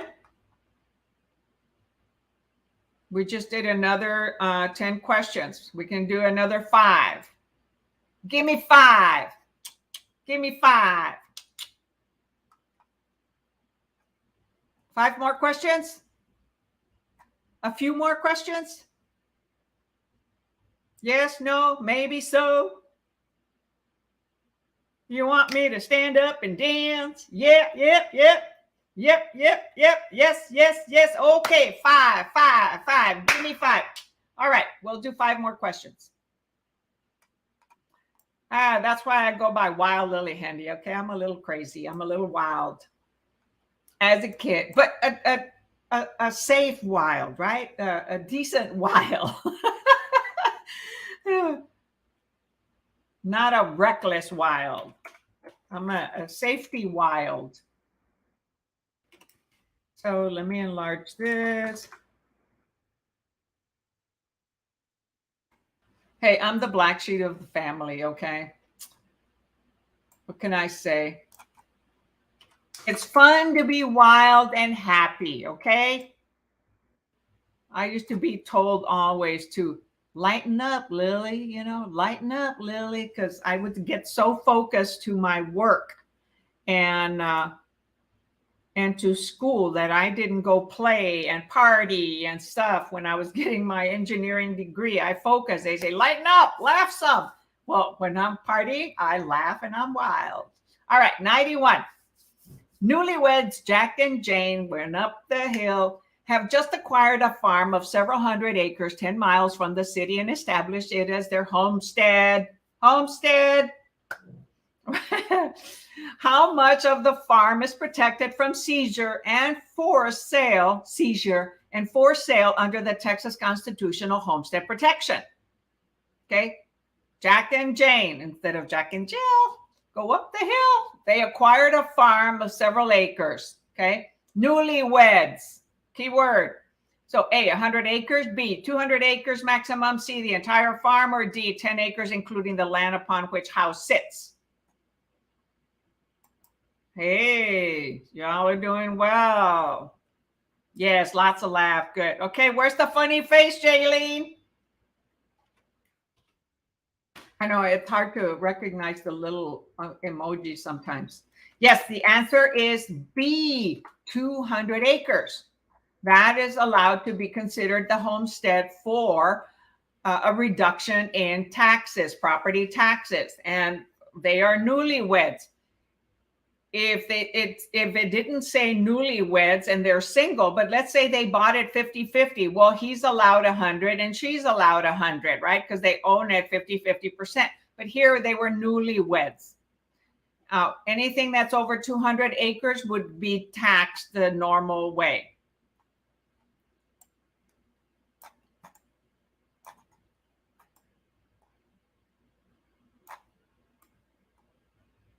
All right, 92.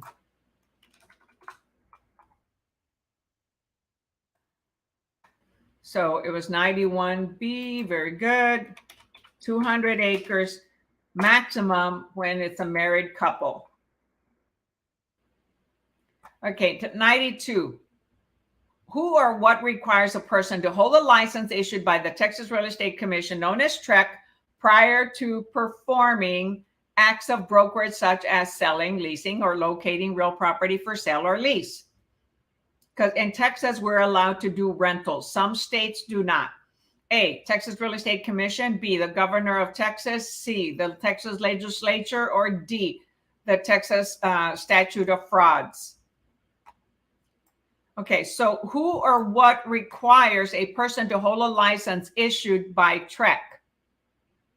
Okay, so who requires it? It's issued by TREC, but who actually requires it? Yes, I know it seems like it would be A, but it's actually B. The Texas legislature, I'm sorry, the answer is C. The Texas legislature enacted the Texas Real Estate License Act, known as TRELA, a law that establishes the licensure requirements and creates the Texas Real Estate Commission to administer the laws and to issue licenses. But it is the Texas legislature that requires individuals to hold a license that is issued by TREC. Okay? And they enacted, the Texas legislature enacted the Texas Real Estate Licensing Act, right? And that establishes and creates TREC, Texas Real Estate Commission, to administer the laws and the exams and, the laws and issue licenses. Good, I'm glad you got it, Kevin. So, in the question, it says, who or what requires a license to be issued by TREC? So TREC is issuing it, but they're not the ones that require it.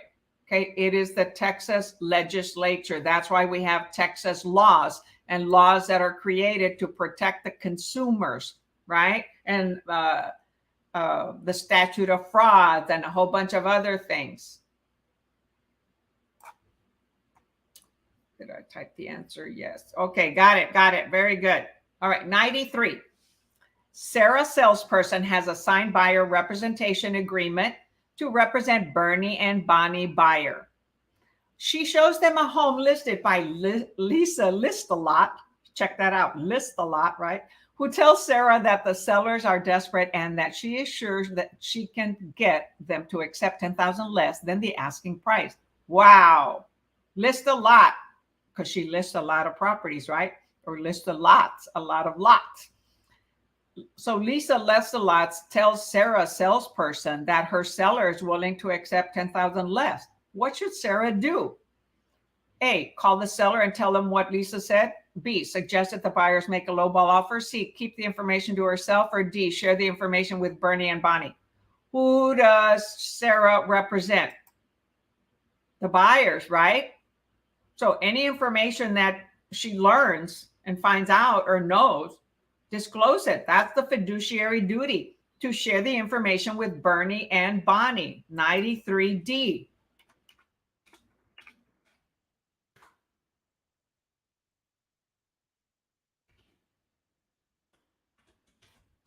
Right? So the fact that Lisa List-A-Lot shared that information, she violated her fiduciary duties. But we, representing a buyer, do not go directly to the other realtor's client.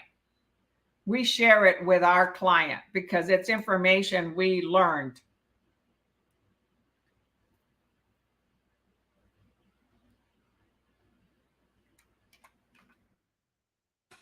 Hello, Jamshed. I'm not sure if I'm pronouncing that correctly, but thank you for joining us. We're doing Texas state questions. So 93 was D, or is D. Okay. Very good. 94. Your seller says that he doesn't want to accept any offers from buyers who are represented by a buyer's agent. Right? As the listing agent, so that's funny. Seller says he doesn't want to accept any offers from buyers who are represented by buyer's agent. Okay. As the listing agent, what should you do when a buyer agent brings an offer on the listing on behalf of his client, of their client? B, A, present it to the seller. B, send it back to the buyer's agent. C, throw it away. Throw it away. Yeah, right. And D, file it and forget about it. Oh man, you know what was that I got? I forgot. Yes, present it to the seller. Seller may not like the idea. Now, the seller would have to put it in writing. All right. However, where are we going to get most of the offers from? Ready, willing, and able buyers? From realtors. Right? So if that seller isn't willing to, we may have to terminate that relationship, that agency relationship, right? Because our job is to attract ready, willing, and able buyers from realtors or from buyers that saw our sign and call us directly. So the seller doesn't want a buyer to be educated by a realtor. well, then maybe, he should go and sell it by himself and figure out how to do it and realize all the different things that we have to do, all the hats that we wear. And sometimes all the stress that we wear, oh, double A, man, triple A.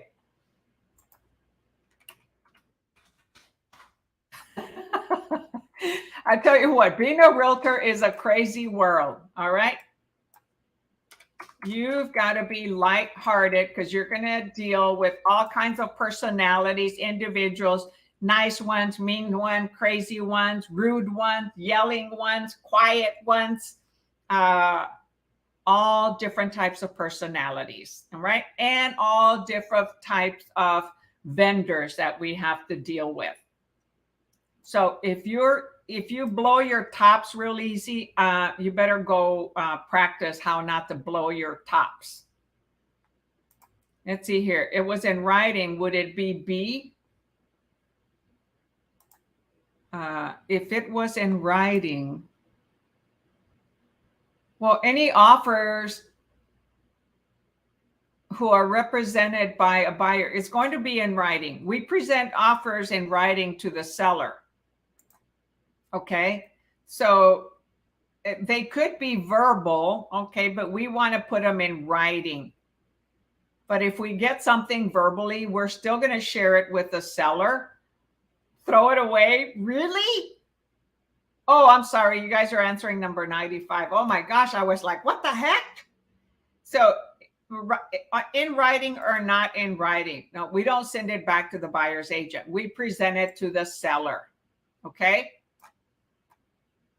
We are not representing ourselves. We are representing our client. We don't make a decision like that. Okay. Our requirement, our decision is to present everything to the seller. Okay. Whether they want it or not, unless they strictly put something in writing, and it would be a major disadvantage. I would probably terminate that agreement. That listing agreement. 95, when a client tells an agent to do something illegal, what should the agent do? Terminate the agency relationship. I see that's why everybody is answering 95C. Yes. We can fire clients and clients can fire us, like we saw in one of the previous questions, right? So yes, yes, yes. Either party may terminate the listing agreement or the buyer representation agreement. Okay, so that we did, what, 20, 25 state questions, something like that. I lost track, I lost count. Okay, because we did 15 here and then we did 5 or 10 on the other one. All right, so realize, you all, that even though we might know the material, it's really easy to miss a question. And I'm telling you from personal experience, just taking recent tests myself, not for renewal or anything, just to practice, all right? And to kind of feel the way you do when you miss a question, all right? And I felt bad because I missed some questions, myself. But it's okay. So what do? I go back and redo the whole test, not just that one question. I go back and redo the whole test so that I can almost like picture it in my mind, seeing the question and the answer, but I don't just instantly react and type the one answer, because there might be one little word that changes that can change the answer. So you want to practice, sometimes the same questions, the same answers until you understand it. If you don't understand it still, then Google it. Google the term, the keyword, phrases.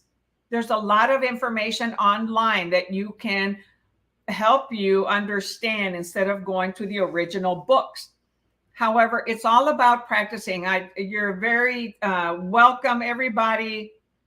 Thank you so much. Thanks from Rosada, Kevin, Jaylene, Diana. Muchas gracias. Es mi placer. Yo también hablo español. Soy latina.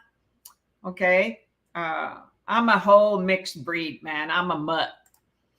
All right. So, and Giselle, thank you so much. You're the best. I appreciate you very much. Oh my gosh, you just make me even more smile. All right. You make my day. And so remember, you guys, even if it's the same book, repeat the questions over and over. You know, like I mentioned last time, a child first is carried by the parents, is dependent on that, right? And then they start to crawl, they start testing things, right? They roll around and then they start to try and stand up and they fall. Do you think they stop there? Did you stop? How did you learn how to walk? One fall at a time, right? So they repeated the same thing over and over and over, right? On the same desk or whatever. When you work out, you repeat the same thing over and over. And then the next time you go to the gym, like yesterday, I worked out in the pool, right? I did 3 sets of biceps, 3 sets of bench press in the pool, right? I find leverage, different ways to do it. 3 sets of triceps, right? And then step up. I'm repeating the same thing over and over. Why? To get better at it. Same thing here. Repeat the same questions over and over and over until it sinks in here, until visually you see which words, which keywords, what it says, and the answers. And sometimes, like Kevin has been pointing out, I really appreciate you, Kevin, to point out questions that you've seen in the tests before from the national and the state, because they are identical, even though from some of these old books. But I can't tell you you're going to get all the same answers every time and all the identical questions as in these books. No. Some yes, some no. But you repeat, just like you exercise, you eat, you brush your teeth every day. You repeat the same process, right? Every day. Repeat the same questions. Okay? So don't think you have to be doing different ones all the time. Why do you think I repeat some of these questions? Well, I have a lot of new people and some others, okay? And we just need to see them and hear them again and practice, practice, practice. So y'all, I want all of you to pass. You've got to practice every day and, do a little bit, do short sessions, not like this marathon that we do on here, 2 hours at a time. Take breaks every 20 minutes and, take a 1-minute break or whatever, get up, walk, drink water, whatever you're doing, and get back with it. We remember the beginning and the end of every study session, according to Jim Quick, a gentleman on YouTube. Okay. And I created a video about, 4 things to do and 4 things not to do when preparing and studying. So it's something you've got to do every day. And you're going to be afraid to go take the exam. You're going to be anxious. You're going to say, oh, I'm never ready. We're never going to be ready. Just take the risk. The day you were born, it was a risk. Life is a risk. Every day is a risk. So take the risk.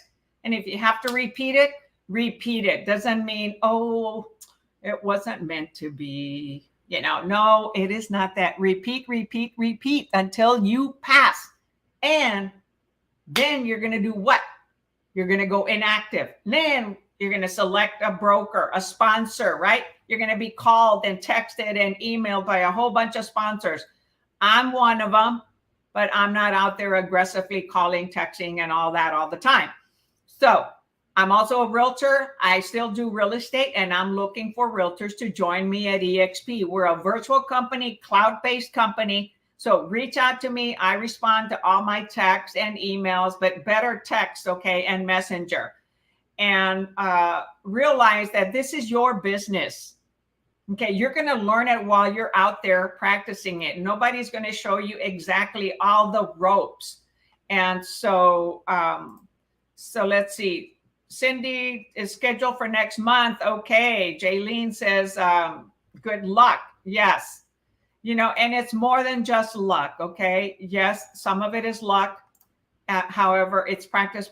So be prepared that as soon as you pass, you're going to be swamped with lots of brokers trying to get you to join them because they're going to make money from you. And so is my company. But my company is also going to give you money back.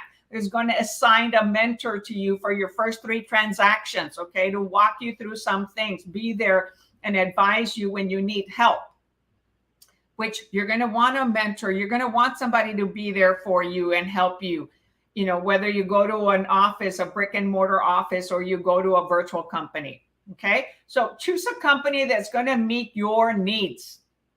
And if it doesn't work out, you can move, right? It's okay. I've been with 8 different companies in 3 different states or 3 different markets. All right, y'all. So I am going July 12th. All right, good. Then that's next week. So, and remember to get a good night's rest, relax, and don't rush the morning that you're going, because that'll get you anxious. And remember to skip the first 5 questions and the math. They're usually the hardest and will stress you out and get you anxious, okay? And answer all the easy ones and then come back. And some future questions will help you answer some past ones. So if you think you answered a past one wrong, that a future one helped you, now you can go and change it. But if you're changing it just on a whim, probably better to just leave it and not change it. Okay? So remember, this is Wow Lillie Handy with YouTube Agent Prep on YouTube and also on Facebook. Remember to tap that subscribe button if you haven't yet, and click that little bell so you're the first to get notified when I go live or upload a new video. And remember to click that thumbs up on this video if you found it useful. If it's a thumbs down, forget it. Okay. I don't want to see any thumbs down. All right. If you can't say anything good, don't say anything, right? That's my motto. All right. So thank you and good luck, Diana. Do well on your test. Let us know how you do. Okay. Give us little testimonials and encourage others. So with that said, you all have an awesome Saturday weekend. I'm going to go swimming again. And until next time, catch you all later. Bye.